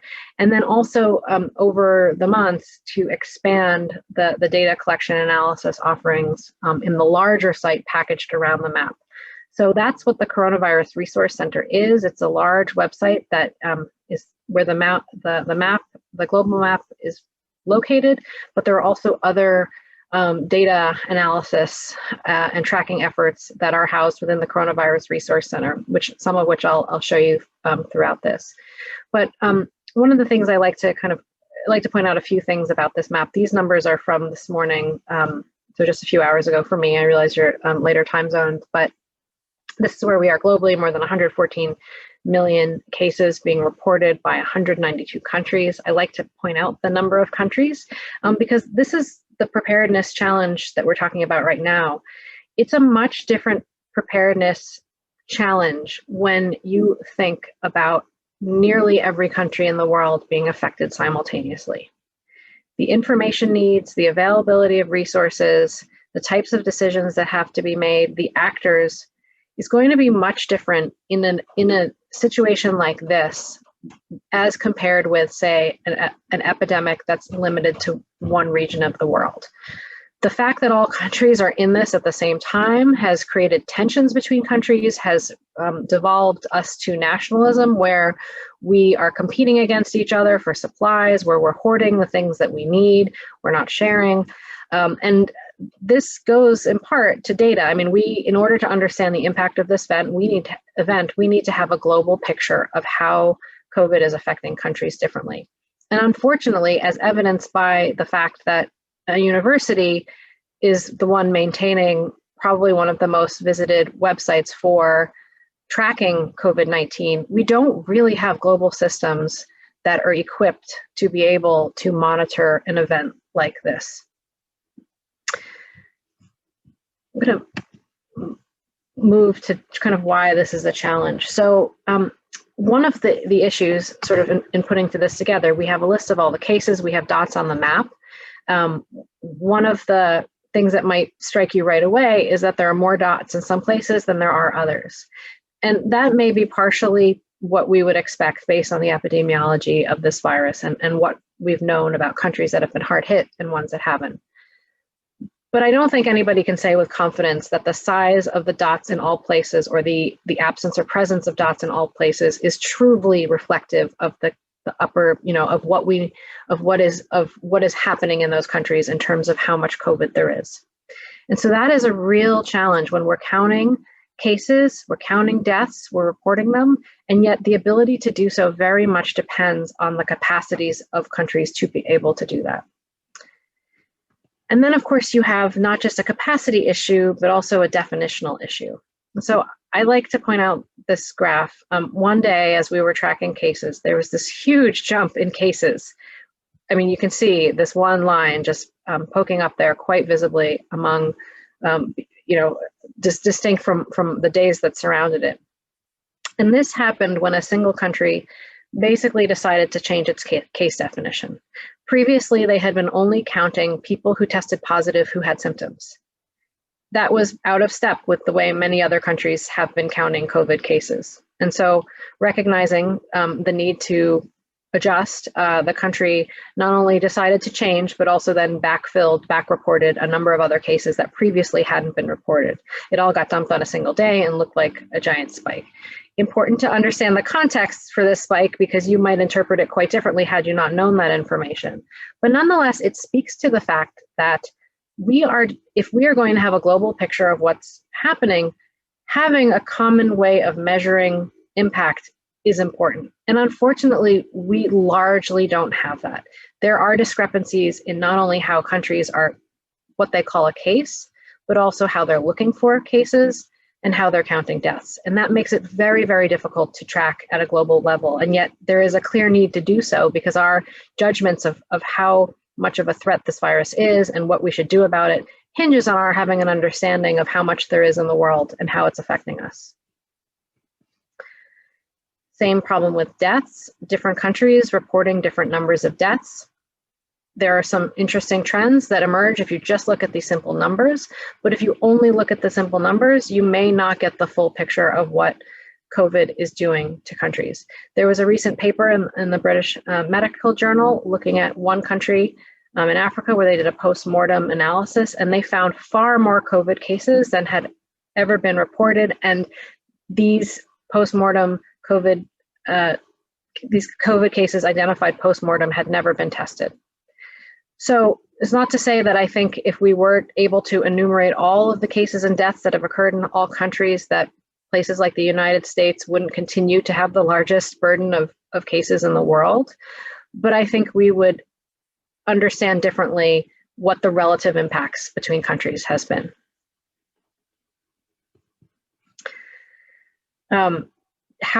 What we call a case is important, but so is how we look for cases. And this is another thing that we have found since trying to track COVID, is that different countries are looking for COVID cases in different ways. One of the things that we track most heavily, and what I'm involved with most directly on the Coronavirus Resource Center, is tracking testing, largely in the United States, because this has been an important policy issue, how much testing the US is doing. But also we've been looking at it in the international context too, because often we compare ourselves to other countries. So you may remember in the news, the former president of the United States asserted that a summertime surge in COVID cases was just an artifact of the fact that the United States was testing more than any other country. It was true on a numbers basis if you don't count China, which reports their numbers differently than the US does. But it certainly wasn't true that the United States was doing the most amount of testing on a per capita basis. And we knew this because we were tracking testing at our site. And as you can see here, the number of tests performed on a per capita basis, there's a huge range among countries in how much testing they're doing. The size of the circles here are scaled to the current levels of infection. So you can see that there's not only a range in how much testing countries are doing, but there's also a range in how many of those tests are coming back positive. And one of the things that we saw quite early on was that an important way of tracking testing was not just to look at the numbers of tests, but also the numbers of tests relative to the size of the epidemic that countries were experiencing. And a way to do that is either to look at the tests per case or the inverse of that, which is the test positivity. So the percentage of tests or percentage of people tested that comes back positive. And it was clear even early on that countries that were doing well may be taking different approaches in how much testing they were doing, but they all were doing enough testing for the size of their epidemics such that they were able to keep their test positivity low. That wasn't the case for the United States. The United States is now, our test positivity has now dropped, but I can tell you over the summer and certainly over the fall surge, our test positivity was very, very high in a way that really, I think, sounded the warning. But as you can see here, different test positivities, different approach to how much testing is done. This testing is the process by which we identify cases. And so you have to imagine that that feeds into our surveillance. It feeds into our understanding of how much COVID is affecting us. It feeds into our whole understanding of what the situation is with respect to COVID. I'm going to give you some US examples of the lack of standards and how our approaches have changed over time and how that may affect our understanding of what's going on. And there's some important preparedness lessons there.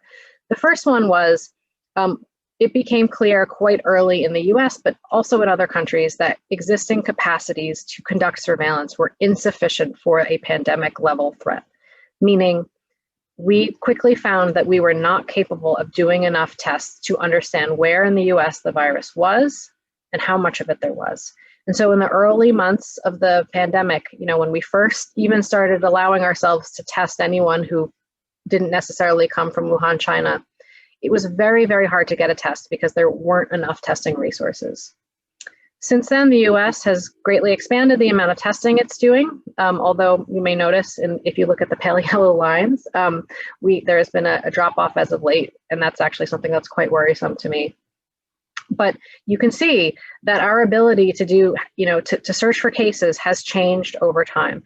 Some of it because the amount of testing that needed to be done has changed, but also some of it, as you can see by the blue squiggle, which is the positivity over time, some of it because we did not have enough testing to meet the demands of the epidemic. And that means that if people aren't able to be tested, they're not going to be counted as cases. They're not going to show up in our surveillance numbers. They may not know then that they're infected, and they may go on to infect other people, and then the problem compounds itself. There have also been problems in scaling surveillance and orienting surveillance to meet the real-time demands of the pandemic. Now, I think this is a problem that's a big problem in the United States. I think other countries that have national health insurance schemes and more modernized infrastructure, informatics infrastructure, have been better off. But I don't feel that it is not only a problem in the United States. It certainly was a problem where we started realizing that our standard of practice for public health surveillance, emailing Excel spreadsheets and faxing reports of tests was not going to cut it in a pandemic where the expectation was we would have up to the minute case counts and an understanding of where our holes in our surveillance was and what we needed to do to improve it. And I think a particularly egregious example of this occurred in California, but it is not unique to California. Many other states experienced this, where they suddenly found that they were not counting a certain number of cases because a server went offline and nobody had noticed it for quite some time. And as soon as they realized the problem and restored functionality to the server, they found an extra 300,000 cases. I mean, extraordinary how this kind of glitch, technical glitch, could happen in the information age that we live in now. But that is an unfortunate state of surveillance in the US, but also elsewhere. So real problems in terms of data acquisition analysis. We really need to modernize public health infrastructure and public health surveillance systems. We need to bring it up to kind of modern standards using the type of approaches that businesses use and other companies use, and bring those kind of informatics capabilities into government health agencies. Another problem that we discovered in trying to track the COVID data was because we spent so much time testing, we actually, I feel that we kind of helped push forward positivity as the predominant metric by which we were tracking how much testing states and to some extent countries were doing. But one of the things we noticed that, testing wasn't ever really something that had been tracked in public health emergencies before. Because perhaps the capacity was there, but in a pandemic, when you hit a fixed capacity, an important dimension of tracking the response is understanding if you're doing enough testing.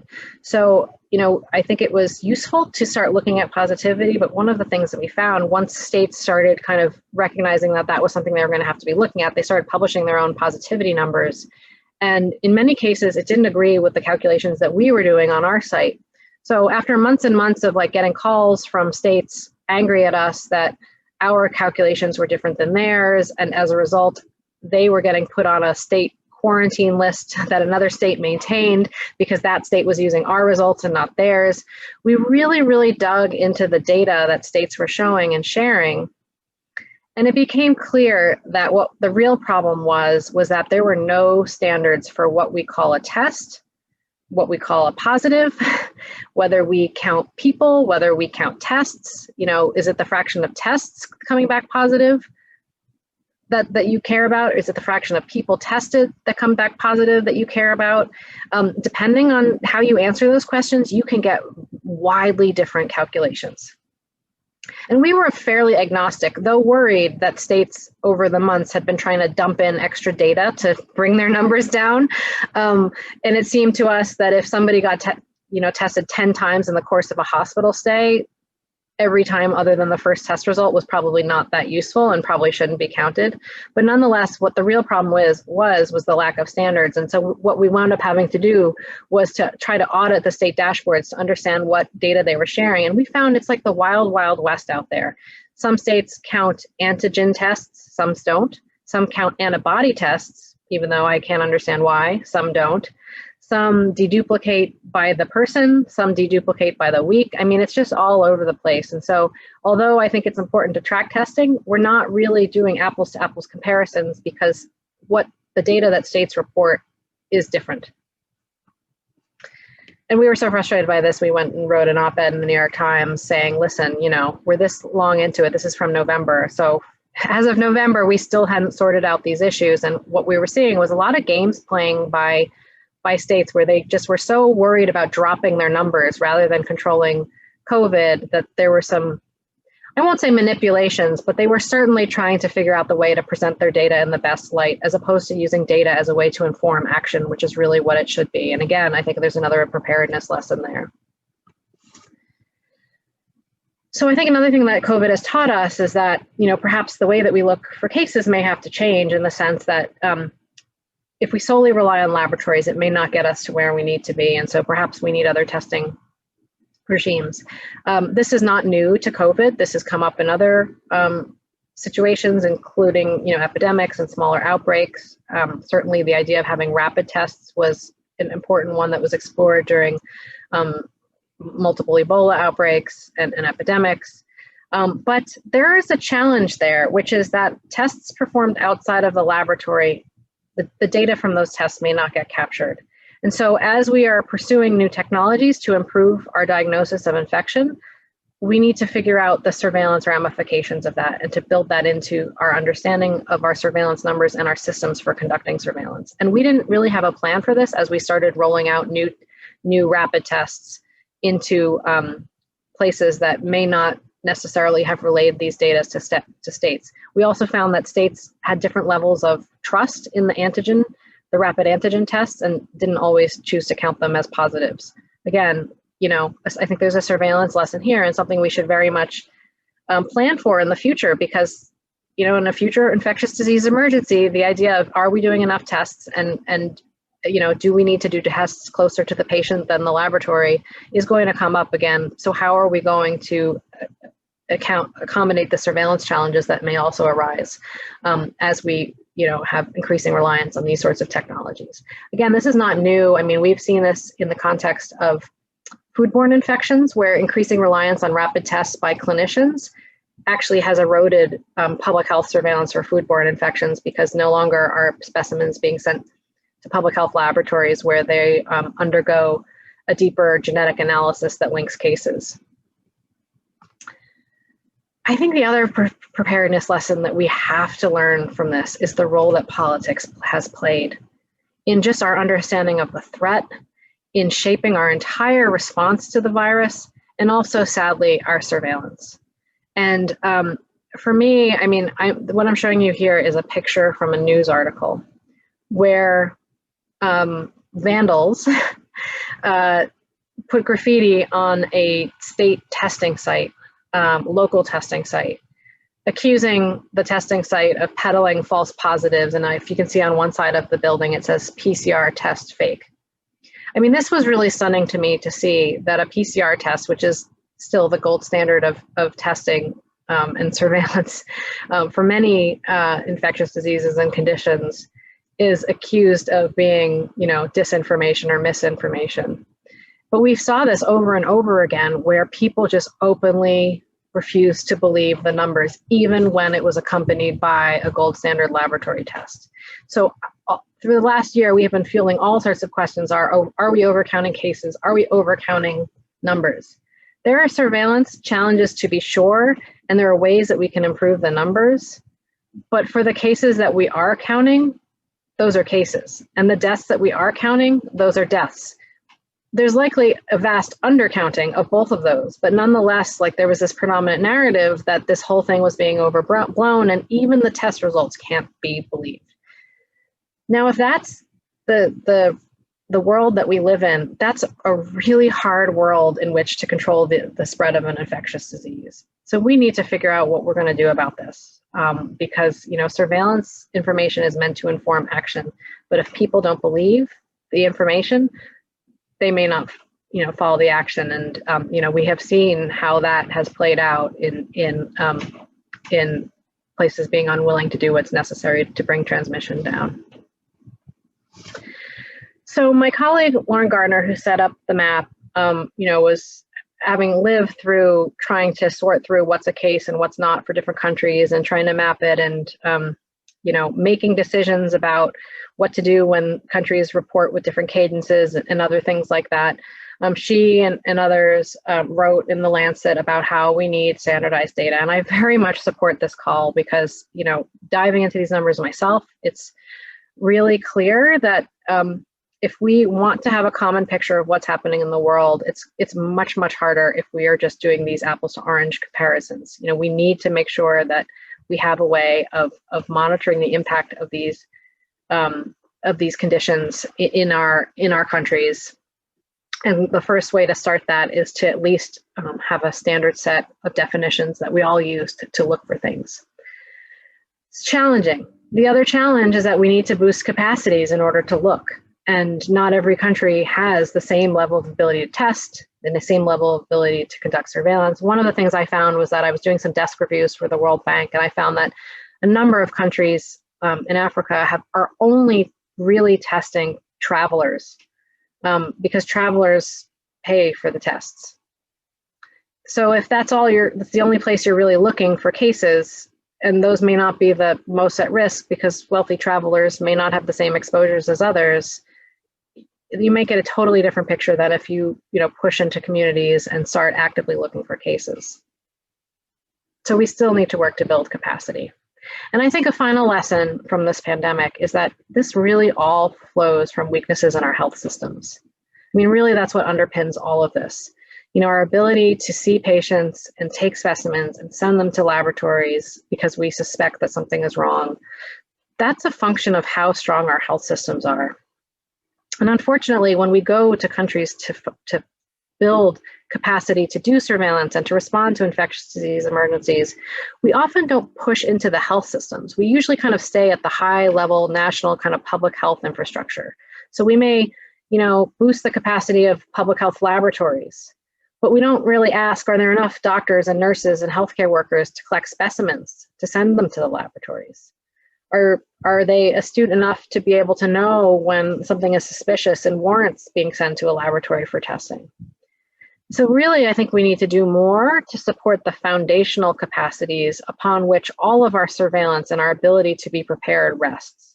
I think the fact that many of us live in places where we have had some level of lockdown because of concerns that our health systems will be overwhelmed, even in high-income countries, and perhaps even more so in high-income countries, suggests that there is an overarching need to strengthen our health systems so that they can be better prepared for these sorts of events. Now, Alex, when he introduced me, mentioned my role in the Global Health Security Index, and I'm just showing you one category of data, which was we looked at 195 countries' health security capacities, but what we found was that the category where countries tended to score the fewest points was on the strength of their health systems. So it's not surprising that we find ourselves in this situation, but if we leave COVID-19 without an urgency to strengthen our health systems, I am deeply worried that we will once again find ourselves back in the exact same situation. This has been called a once-in-a-century pandemic, but really there are no reasons to think that this couldn't happen again and won't happen again. I mean, the frequency with which these dangerous infections are emerging and spreading around the world is increasing. So I think we very much have to count on the possibility that we could battle yet another pandemic at some point, and it could possibly be worse than the one we're in now. We are lucky that we have vaccines and we have, that they're working so well, but we have been working on coronaviruses for quite a long time, and the next virus that emerges may not be one that we're so familiar with. So I will end there, just kind of on this plea that we need to link health systems and health security. And thank you so much for your attention. Yeah, thank you very much for the great presentation and providing these insights. I would now like to open up our discussion and Q&A session.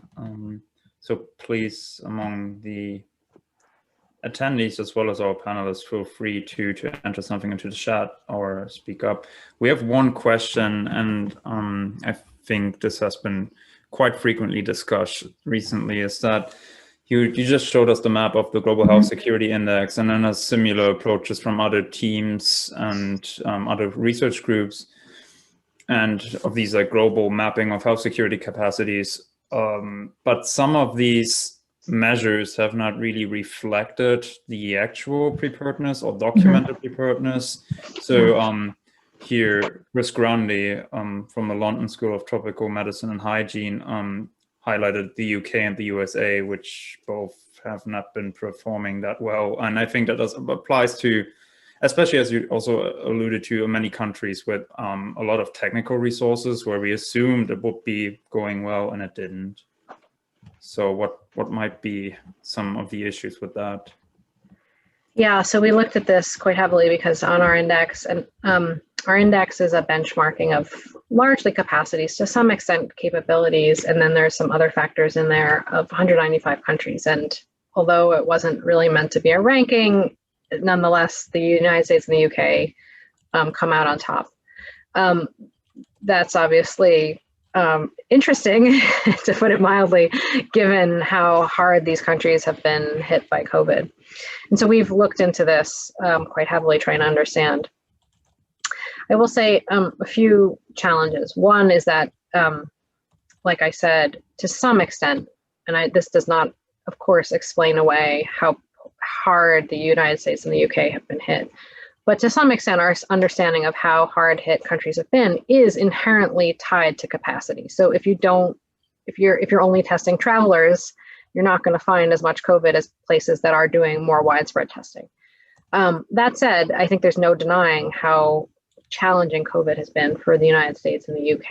And this is where I think you run into the problems with just looking at capacities, which is that, I think no one would argue, if you're concerned about the preparedness for fires, that a fire alarm is important, right? Like, it's a good idea to have a fire alarm. You also know it's a good idea to test your fire alarm, at least once or twice a year to make sure it still works. But if the alarm goes off, that capacity is telling you something, and you choose not to act, you just choose to stay indoors and let the fire engulf you, you kind of can't really be surprised about the outcomes. And there were many instances in which the United States actively chose not to use the capacities it had. So we had a technical glitch with testing in the beginning. It could have been fixed, but there was no leadership to make that happen. There were many instances in which we had standing capacities that, like, for instance, we had a strategic national stockpile that was basically the funds for which were pilfered to pay for other political priority things. And then when people raised the concerns that we didn't have in the contents of the stockpile that we thought we had, those calls were silenced. So what's become clear is that capacities are necessary, but not sufficient. And we very much need to consider governance and leadership and other things like, public trust in government and science. And so I think, going forward, indices like ours will try to account for those things. I don't think even if we do, give greater weights to some of the factors that we listed as one of many, things like trust in government, which we now know is quite an important dimension of response. Even if we give weights, it'll fundamentally reorder the stacking of countries. But I think it at least will show that it's not purely about capacities, it's also about decisions to use those capacities. There are other things so a challenge of a global health security index is that it's not a COVID index. And so there are some things that COVID has demanded that weren't in our index, like, and shortcomings. I mean, we didn't really include anything about contact tracing, but that's turned out to be an important measure of our response. And so we will, going forward, likely have something about contact tracing. But we also have things in there that aren't relevant to COVID, like the prospect of a deliberate biological threat and whether countries are taking action to, say, limit what can be done with sequencing products and other things like that, genetic products. Again, not relevant to COVID, and many countries lose points, and high-income countries may not lose points in those areas. So, you know, there are some things that that boost certain countries' scores that may not. And I also think that some countries that scored poorly in places like the index because they didn't have a public record of their capacities will actually score better because of their response to COVID, that they have now, you know, whether they wanted to or not, make public what they are capable of doing, which in the past we knew that some countries, as a matter of strategy, chose not to make that public because they thought it would possibly compromise their readiness. Yeah, thank you very much. Sorry. Yeah, that was very helpful, and I think. Sorry, I don't know what's going on. Do you have an echo on my end? It's very strange. Okay. No, just from the chat, I think this was also raised that the GHSI, or the Global Health Security Index, does not immediately reflect policy decision-making and the communication of those. So I'm glad that you addressed that. One thing that I wanted to pick up on that you just referred to is the issue with sharing data across different countries, because it's also something that is of relevance to policy tracking, obviously. Or even early in the pandemic, there was a lot of discussion about sharing sequencing data. Is there any way we can move forward on that? Because obviously it's a political issue. There's interest of government for sure, but on the other hand, as you mentioned, for a global response, we need rapid but also pretty open data sharing. So any recommendations or advice on how to go forward with that? Yeah, I mean, the public health benefits of data sharing are clear, except we deal with the fact that countries are unfortunately often penalized for sharing data. And this is something I think we need to address at the political level. And for instance, you know, China, there were clear problems there in terms of sharing information. However, it still, upon sharing information, was met with penalties by countries implementing travel restrictions right away. Now, understand the temptation from countries who want to implement travel restrictions. But I'll give you an example of the United States, which implemented a ban on travel from China, even long after other countries were already reporting local transmission. But yet we didn't, you know, update our travel bans to reflect those countries. You know, if you're a country whose economy depends on travel and trade, and you fear that by reporting cases, you're going to be penalized in both of those categories by countries putting restrictions, you may be less inclined to report those cases. So I think we really need to, at the political level, remove the disincentives, or at the very least create incentives for countries to report. Perhaps a fund that countries can access in order to get help with the newly reported cases, where they don't feel like they're just sharing information that benefits others but harms themselves.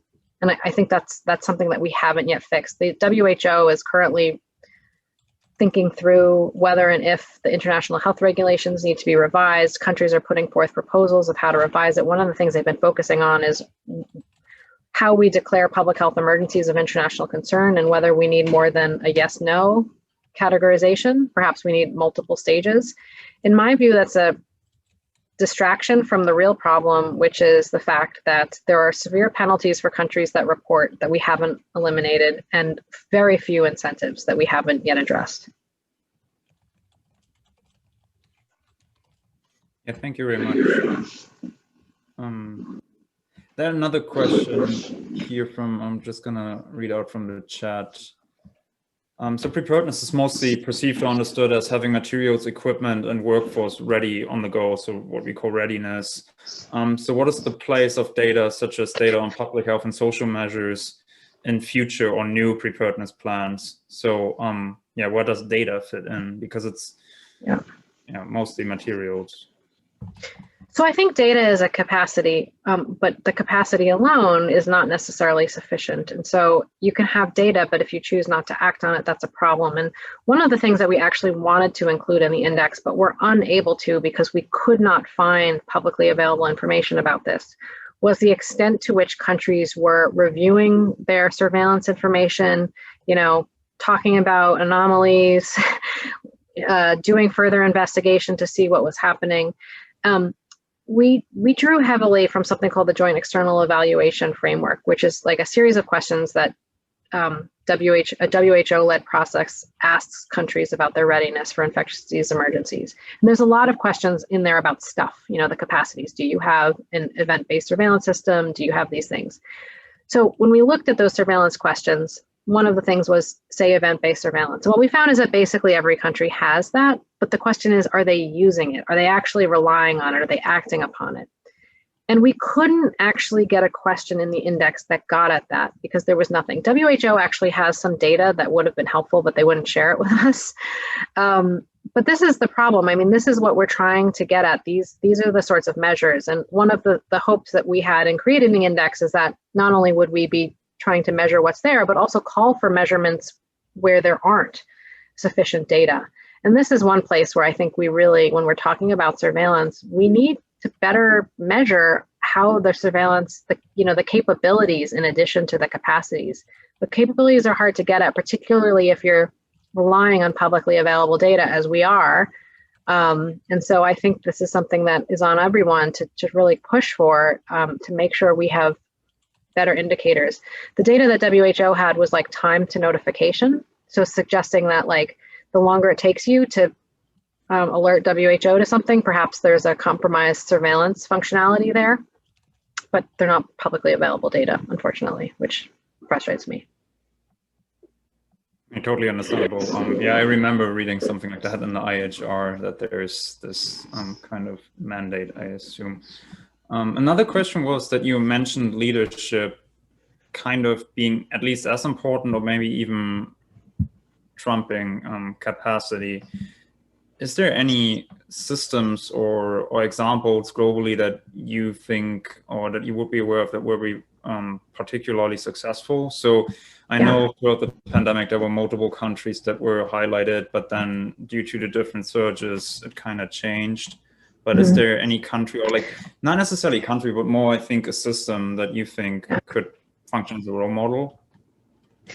Yeah, I like, by the way, the use of the word Trump in that question. I wonder if that was intentional, but I mean, really, I have to say, I mean, just watching the US, I mean, what we didn't have before under the last administration, and this is not so much a political conversation, such as just an observation of what is different now versus then, was a process by which to fix problems that arose. I mean, there are going to be problems in every single response, but do you have a process in place? Like, oh, whoops, we had a contamination in our laboratory. The primers that we sent out to public health labs aren't working. Therefore, we need a new way to test for COVID cases. There should be a system that pushes for that. And usually when it involves multiple government agencies, that it's usually like a White House or a national-led effort that pushes on the different agencies to get over their own institutional, blinders and make it happen. And we didn't have that in the last administration, frankly. But other countries did show evidence of having that. And a good example, I think, New Zealand. Everybody knows New Zealand, it gets to the top of the list because of their COVID numbers. I think some of what they have done is not replicable out in other settings. But one thing that very much was at the beginning of their efforts to scale up testing for COVID, they realized, like, at the current burn rate that they were seeing, they were going to run out of testing supplies. So they put together a national kind of committee that had public sector, private sector people to figure out what are they going to do about it. And they figured out how much they were going to need. And they went out to the market and bought it before it became in such high demand that they were going to have to wait online to get it. That's the kind of thing that's really hard to measure, but is what can make a capacity actually useful in an emergency. And, you know, having the laboratory to perform the test, useful. But if the laboratory doesn't have the reagents or a process to get the reagents once they become in short supply, then the utility of that capacity is more limited. So really, you know, that kind of leadership to say, okay, a problem has emerged that we hadn't planned on because there's only so many things we can think of in advance. How are we going to fix it?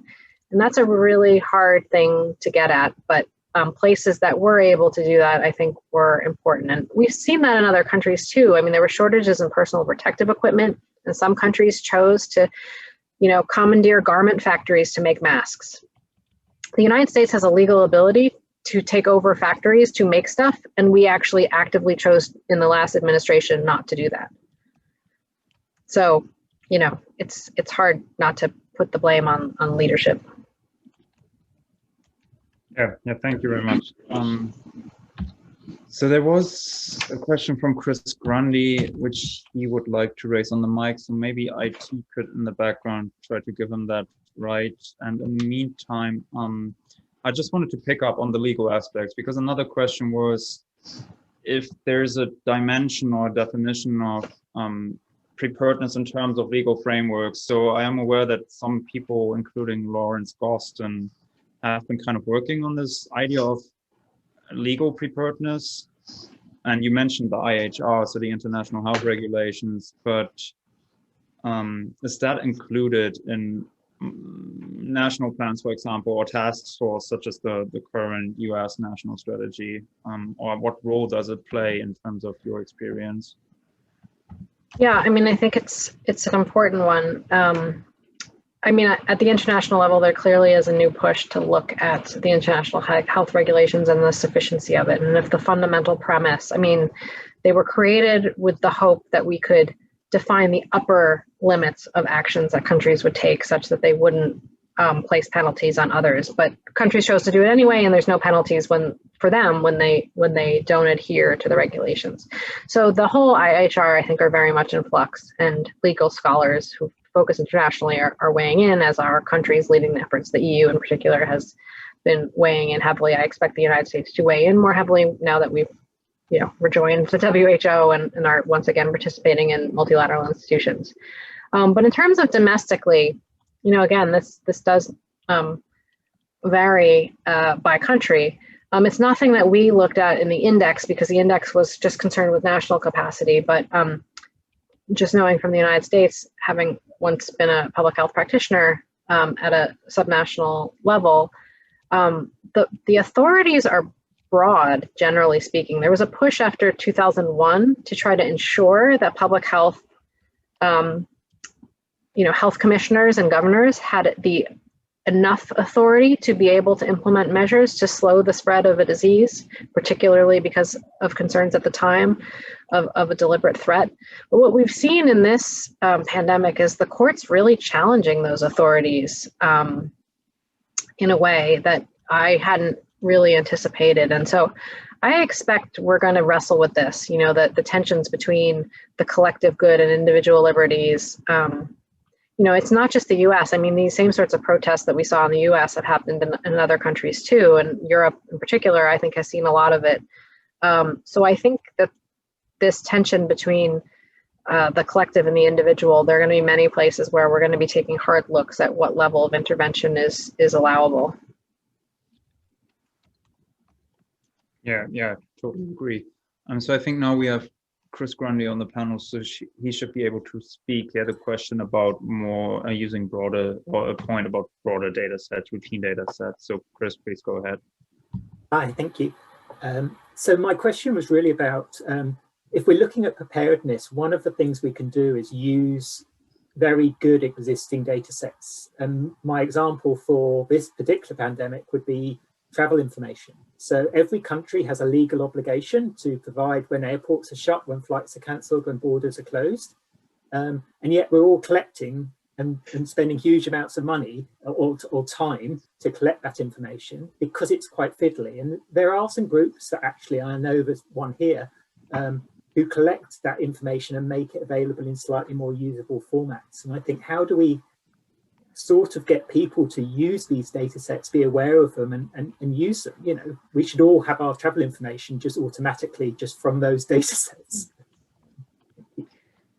I think that's a really great question. And I think that's the future of surveillance, is more of a disseminated, not necessarily purely government-led endeavor. I mean, I really think we will lose functionality if we try to just completely work around government. And, you know, as much as I've been proud to be involved in some of Hopkins's data tracking efforts, I think all of us who have been involved have believed that in an ideal circumstances, we wouldn't be the ones leading that would be something that WHO or CDC would be leading, because again, we want it to be tied to action, and we want the information as closely aligned with the data collection truths. You know, just sorting through the thing about whether states were sharing testing data and what goes into their testing data was like a investigative journalist skill set that we don't necessarily have, but nonetheless had to do it. So, you know, ideally, I think governments are at the center of it, but not necessarily the entirety of those efforts.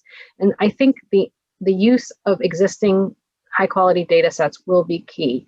The challenge is that I think we need to identify those data sets and vet them and understand what the strengths and limitations are outside of the context of an emergency, because I've seen multiple instances in which new data sets have been floated in the context of this emergency, and it sounds really promising, but when we really dig into it, it doesn't tell you exactly what it's being promoted as being able to tell you. And just one example of that, again, because I've spent so much time on testing, we had been working with a private sector provider that had been capturing, they had gotten testing site information in terms of where testing was available in the US. This thing was written up all over the place in the Wall Street Journal. I mean, there was all these reports about this was this amazing data set that government didn't have, that they did, and that this was going to change our understanding of our testing problem, because a key thing was access, and did we have enough access, and were there holes in who could access testing? And we were very set to start incorporating it into the map, because we felt like that was a very important dimension that we were missing in terms of our tracking of testing. Do people have equal probability of being diagnosed depending on where they live? But then as we started like trying to, you know, analyze the data, we started doing some backdoor sort of quality control and just looking at places that we knew because we lived in. And it just was clear that it wasn't complete, and in some cases was misleading. And that's really hard to do in the midst of an emergency, particularly when you don't have that firsthand knowledge of how the data were generated from all the places. So I really think the key is to making sure these data get used is to identify them in pace time and to fully explore the strengths and the weaknesses, but in a way that's perhaps independent of who may have benefit from the use of those data. And that's also another challenge, particularly as we get private sector data providers involved, is that often they have a financial stake in those data. Yes, yeah, I totally agree with all of that, especially about trying to do things during an emergency is when you're most busy and you have least time to do your rigorous checks. But I think the travel one is a real potential one, which I'm just surprised that, you know, it's not more widely used. I think mobile phone data too is another area, and part of the problem has been the competitive element of it and the lack of, you know, just not understanding the coverage, and part of that is tied to competitive issues. And but clearly, if we want to understand, as we've demonstrated the need to do so multiple times, movement of people, then it's an important area that we need to more closely explore. Yeah, there's some very interesting stuff around that, but as you say, it's highly competitive and quite often very frustrating to try and work around if you're trying to get access to the data or things like that. Thank you. Yeah, thank you very much for those remarks. I think very good points made here, especially given the advent of mobile phone data, which is still an issue outside of most countries, outside of the US and most other countries in terms of coverage from our experience here. Olga Shvetsova also had something she wanted to ask or mention, so please go ahead. Professor Nuzzo, I would like to ask for your thoughts on redundancy and duplication. How did duper efficiency play out into non-response or effective response? Like system scientifically, the more redundancy and duplications, the lower the probability of error in terms of the response.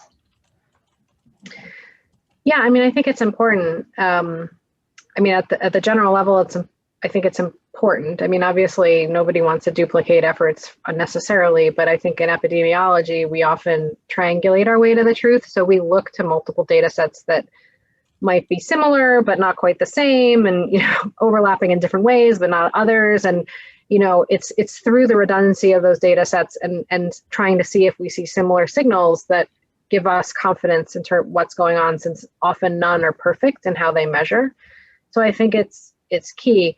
That said, there can be challenges when you have multiple different I won't say competing, but multiple different sets in terms of, which ones you look at, and is it information overload? And I know particularly for decision makers and people who have to act upon decisions, knowing which is the ones that they should be looking at is really tough. So that I think is certainly challenging and needs to be explored. But I think there's pros and cons to each of it, and it really, I think, depends on what the actions are. And my whole orientation to thinking about data and surveillance and ultimately preparedness is like, in an emergency, what are we going to be called to do? And what information do we need in order to be able to do that? And do our existing data sets tell us this? And, if not, like, how are we going to figure it out? And usually we're going to have to, cobble together things from multiple different places, but we need to understand the strengths and the weaknesses of each of those different places to know if we're cobbling together the right answer.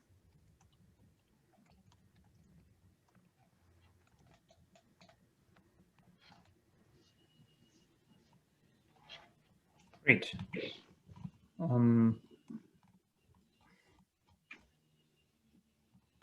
Yeah, any more questions from the audience, or maybe also from some of our panelists? Currently, there's nothing in the chat. Yeah, I do have a question, or more remark maybe. So Jennifer was talking a lot about taxonomy, or not taxonomy, but having the right like that, or the same definitions, and what this like is, how this can be connected to our challenges to talk about the taxonomy. So like what we define as a policy of a country A might be totally different from what from one to the other tracker, right? And so I think this is also something that we can take as a lessons learned, or how to be prepared for the next pandemic, to like write down this knowledge. What is like, what are the different several definitions? Is a taxonomy that fits actually these PHSM as such, as that we do not cut away really important side factors, but still have kind of a guideline that helps us to identify policies early on. And so maybe, Jennifer, you can add a bit of your thoughts in that regard to bring it back to what like the focus of this whole conference here is. I think that would be an enormous contribution. I mean, some of the most impactful papers that I've seen come out of the pandemic have done simple things like, we keep using these words asymptomatic and pre-symptomatic differently. Here's how we think they should be defined, because it has important operational ramifications. When somebody says, the risk of asymptomatic transmission is low, and people are like, what do you mean? But really, in that mind of that person, what they mean is the risk of someone who doesn't have symptoms but is infected and who never develops symptoms of their transmitting it to others is lower compared to people who don't yet have symptoms but will shortly have symptoms. I mean, it's not like sexy work, but it is incredibly important, I think, from a surveillance perspective and just making sure the numbers are what we think they are, but also from an operational perspective, a policy perspective, communications perspective, really, really important. So now, well, we're still in it, but hopefully we're heading out of it, at least in places where there's vaccines. I think that is the time to do it. And also one of the things to do along the way is to make sure we don't lose the thread on what were the questions that we couldn't answer. That was something that we did a little bit after the 2009 influenza pandemic, where one of the hardest questions to answer at the time was, how severe is this virus? Does that sound familiar? I mean, that was the exact same question that we were trying to answer for months at the start of this, and we still don't really have a great answer for it for COVID, and it's because it's hard to assess from the existing surveillance systems, but we can figure out how best to assess it. And there was a little bit of an effort to do that led by the CDC, but it was a bit too obtuse and probably too flu specific. So we need to make sure we don't forget what were the hard questions to answer, and then figure out the sufficiency of existing data to help us answer it in the future. And if not, what do we need to get us to those answers?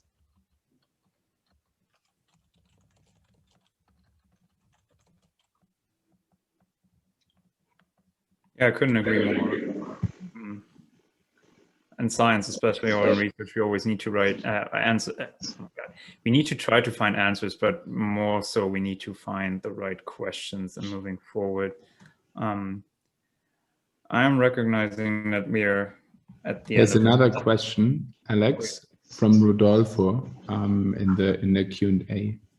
Yeah, I think this question is a broader one, I guess, to the members of the audience or our panelists as well. In general, if anyone present here has used commercially available information, so from travel records or Google searches. So I know Google does publish some of their data officially, freely and openly accessible, but I think it's more, the question is more tailored towards private data sets that are owned by certain companies. Yeah, any experiences with that, or challenges probably even more so?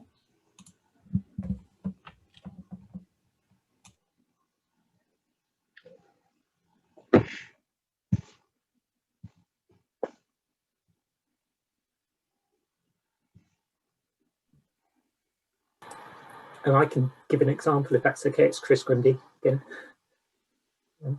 It's, it's using mobile phone or Facebook data as an example. One of the issues that you quite often have is knowing what their baseline is. So we do lots of work around mobility and using different mobility indicators and moving between different areas.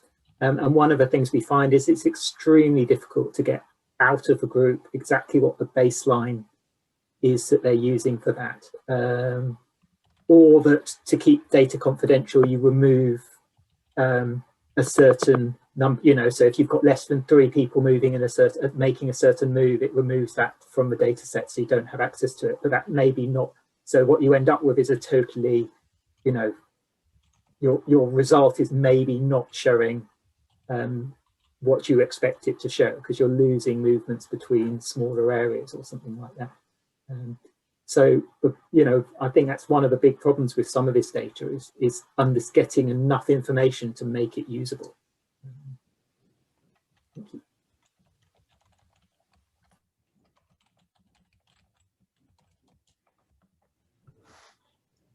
Hi, Jennifer. Thanks so much for your talk. I was just, so yeah, I think my question is picking up on attention in what I've been hearing in this discussion, which is on the one hand, having standardized data and having a clear understanding of different definitions is incredibly useful and important to forwarding inference on the drivers and effects of this pandemic.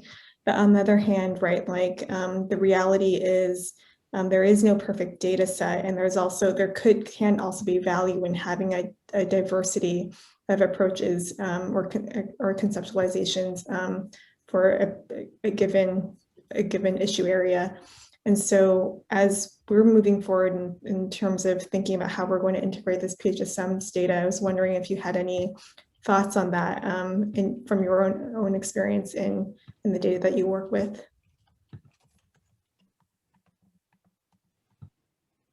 Yeah, so I think the underlying database, if that's not an outdated term, needs to be flexible enough to allow data definitions, like what the aggregate data, comprise the aggregate data to change. An example of this would be, initially in places, COVID cases were defined based on PCR tests. And as antigen tests became more available and also necessary, then the question was, how do you incorporate that? So in the US, the Council of State and Territorial Epidemiologists, which helped kind of negotiate this among states, made the recommendation that if you only have an antigen test and not a PCR test, that you're counted as a probable case. And those definitions had been there, like cases and probable cases had been there. But then you would put these people into the probable case definition category if they had an antigen test but no PCR test. But you would still want to know who had the antigen tests and who had the PCR test. Like you would still want to have that breakdown below the probable case definition in order to understand, well, like, are all these probables just people who had clinical symptoms but no test, or people who had antigen tests? Particularly if later we decide that, antigen tests are good enough and we're going to count them as cases, then you would want to shift those people. So you need to have enough granularity built in so that you can redefine as needed, but hopefully we're all doing that in the same way, if that makes sense. Yeah, it'll be a lot easier to start with disaggregated data. And I think as we move from like fixed field surveillance to more, definitional or algorithm-based surveillance, where we're using, we're not just putting things onto Excel spreadsheets, I think it'll be easier to do that, maybe. But I think that's where we need to do it, because right now what we're seeing is that states are lumping very different things into the same sounding category. Like even people tested, we found out that some states only put people in there once. So if you've ever been retested, you don't go back in there. Other states only put you in once a week, so like we need to figure that out.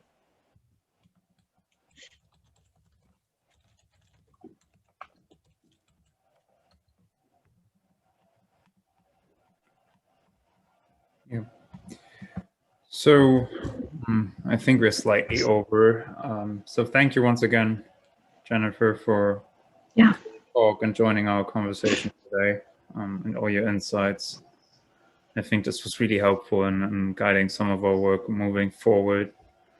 And also thank you for the audience and for joining the discussion, and for the people that, especially for the people that contributed.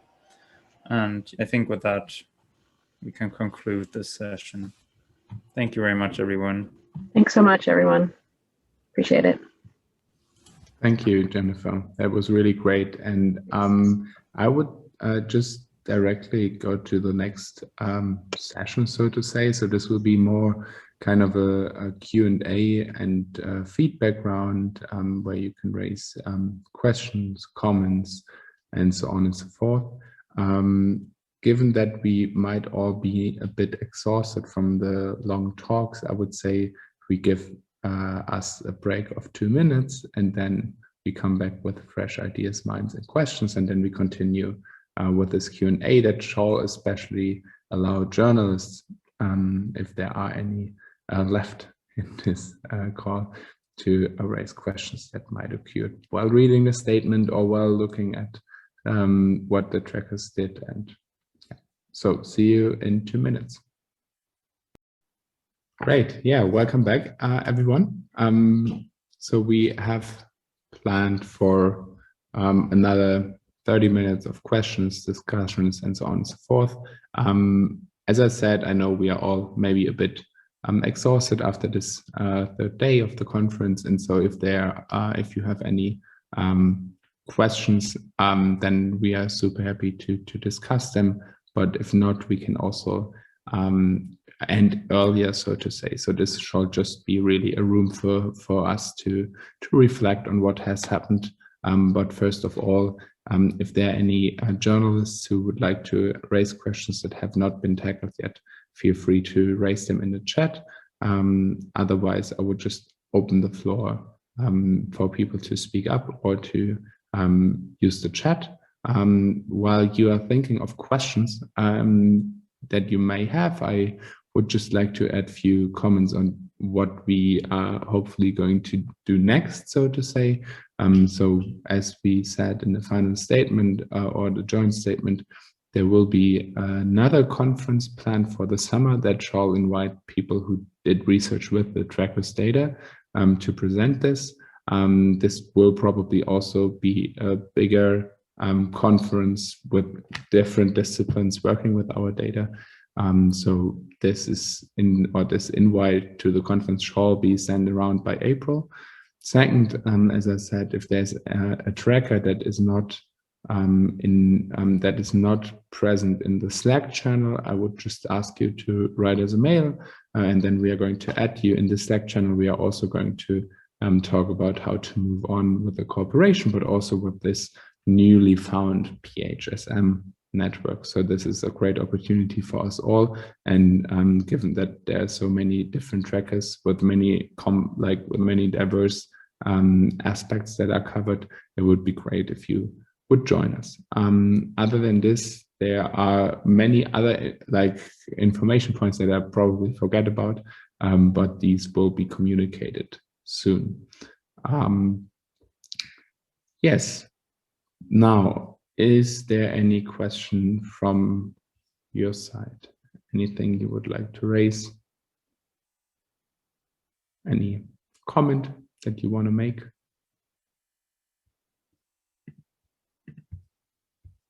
Olga. Since we have a pause, would it be possible to add to the manifesto epidemiologists and virologists as stakeholders of our data? Because this feeds back into viral spread, right, policies. And they also have separate different sources of funding. Like, if we're contributing to them, then they may contribute to us. So you mean you would like to, hi, thank you for your question. Do you mean you want to add them as data users? Yes, as stakeholders. Yeah, I think we have thought about them as researchers, but we can specifically add these terms, of course, if the other agrees. Yeah, I think they were really included in researchers. Yeah, they are mostly researchers, but I agree that also those in more the frontline workers are not necessarily researchers. Right, as well as international health organizations and public health professionals in various countries. Yeah, so just to give you a sense of where we were thinking of taking this statement, was that we were hoping to also adapt it for a call for action, where pretty much anybody would be welcome to sign on. So pretty much anybody who is interested in using PHSMs data would be able to sign on. And so hopefully at that stage, for sure, we would love to have, epidemiologists, frontline workers, whoever. But Lucas, go ahead. Yeah, thanks for raising this point, Olga. And I think as my colleagues, the other co-hosts responded, I think we've thought about it because on the one hand, I think epidemiologists, as you suggest, are very important users and stakeholders of the data. But on the other hand, we also have many more users of other disciplines, right? Of economics, social scientists, of all different kinds of subfields. So I guess if we were to add epidemiologists, we would have to add a whole list of disciplines, right, that are using it. So I guess there is this trade-off between trying to list as many disciplines as possible that are actually actively using it, which are really out there, or to try to stick to a broad term encompassing as many different sides as possible. I'd be open for either. I think we really tried to go for the latter, to take an encompassing term, but I guess this is open depending on where the statement goes to in the future. But I think for now, that's why we decided for this encompassing term, because there are really, like in some sessions today, we've really discussed a lot these public health aspects, which are very, very important. But also there are so many social scientists and economists and researchers of other disciplines even out there. I've worked with people from, sociology, political science, criminology, different fields of economics, just to mention a few, which would all be important to include when working with this data. So I can say where this thinking comes from. Policymakers are a stakeholder. Policy recommenders should be a stakeholder as well. And epidemiologists are policy recommenders. Economists are not really. So a policy is made by, let's say, the governor, but it comes from public health specialists. I know that trackers are managed and collected by public health specialists here, right? But also public health specialists recommend policies, and observing their past history, effectiveness, etc., serves as guidance for epidemiological recommendations, not just the behavior of the virus. And also in our data collection, we look at origins of policies. And in many places, public health administration, not politicians, are origins of policies directly. So, but it's just a suggestion, and you gave it a lot of thought. Thanks, Olga. I think we can take this further and discuss it on, and be open to discuss how to best capture all aspects and stakeholder best. Just to again try to explain our rationale.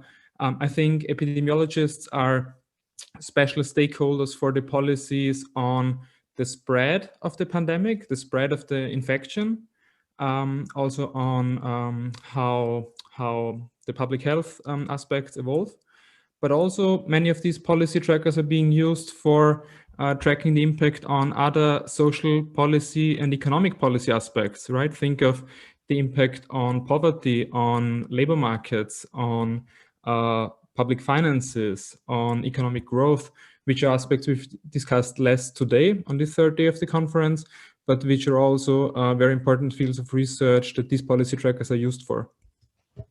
But I think we should just discuss best how it can evolve further. And it's probably also related to whether you target a particular public health audience, and also in policy, whether you target mitigating the direct impact of spreading the disease, or whether you try to respond to second order aspects on economic and social policy aspects of the pandemic. We had actually this discussion when we brought this paragraph on what is a stakeholders. So we had at first written stakeholders / data users, and then define finally the three main categories. But yeah, I agree that listing everyone could be hard, but I think everyone could fit in one of those broad categories, hopefully.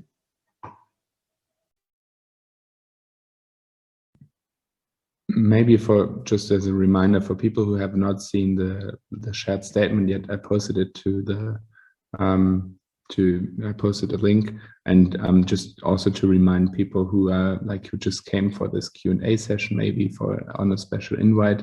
We presented the statement today in the first session, and all of this day will also be uploaded online. So if they're if you are not quite sure what parts of the statements mean, you can always watch the video. But also if you have questions right now, if you want to know more about how was this created, or if there's any other question, feel free to just raise it either via chat or speaking up.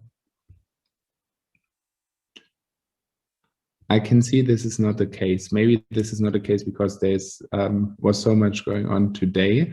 But I would really like to emphasize that this is not the end point of where we are going. So we all, I think this has been made clear in the last month, all see this conference or this network that has been growing in the last weeks as the starting point for action. And as such, we invite everyone to just like participate in this network, not only because we are all part of this of this global fight by producing and creating data that helps to identify the effectiveness of the policies, but also because we see the responsibility of us maybe also being able to communicate and sharing the knowledge and the experience that we all gathered in the last year. And we are more than 50 trackers that have registered to the conference.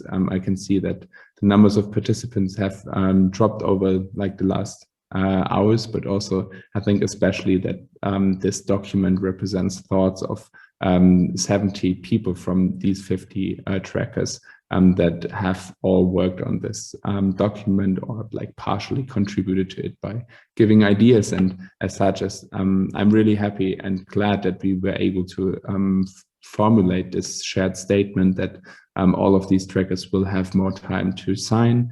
And if it then comes to how can we make this a bigger call where also individuals, scientists and so on and so forth can contribute, we are going to discuss this together in the next days. Is there any question? I can see there is a Q&A question.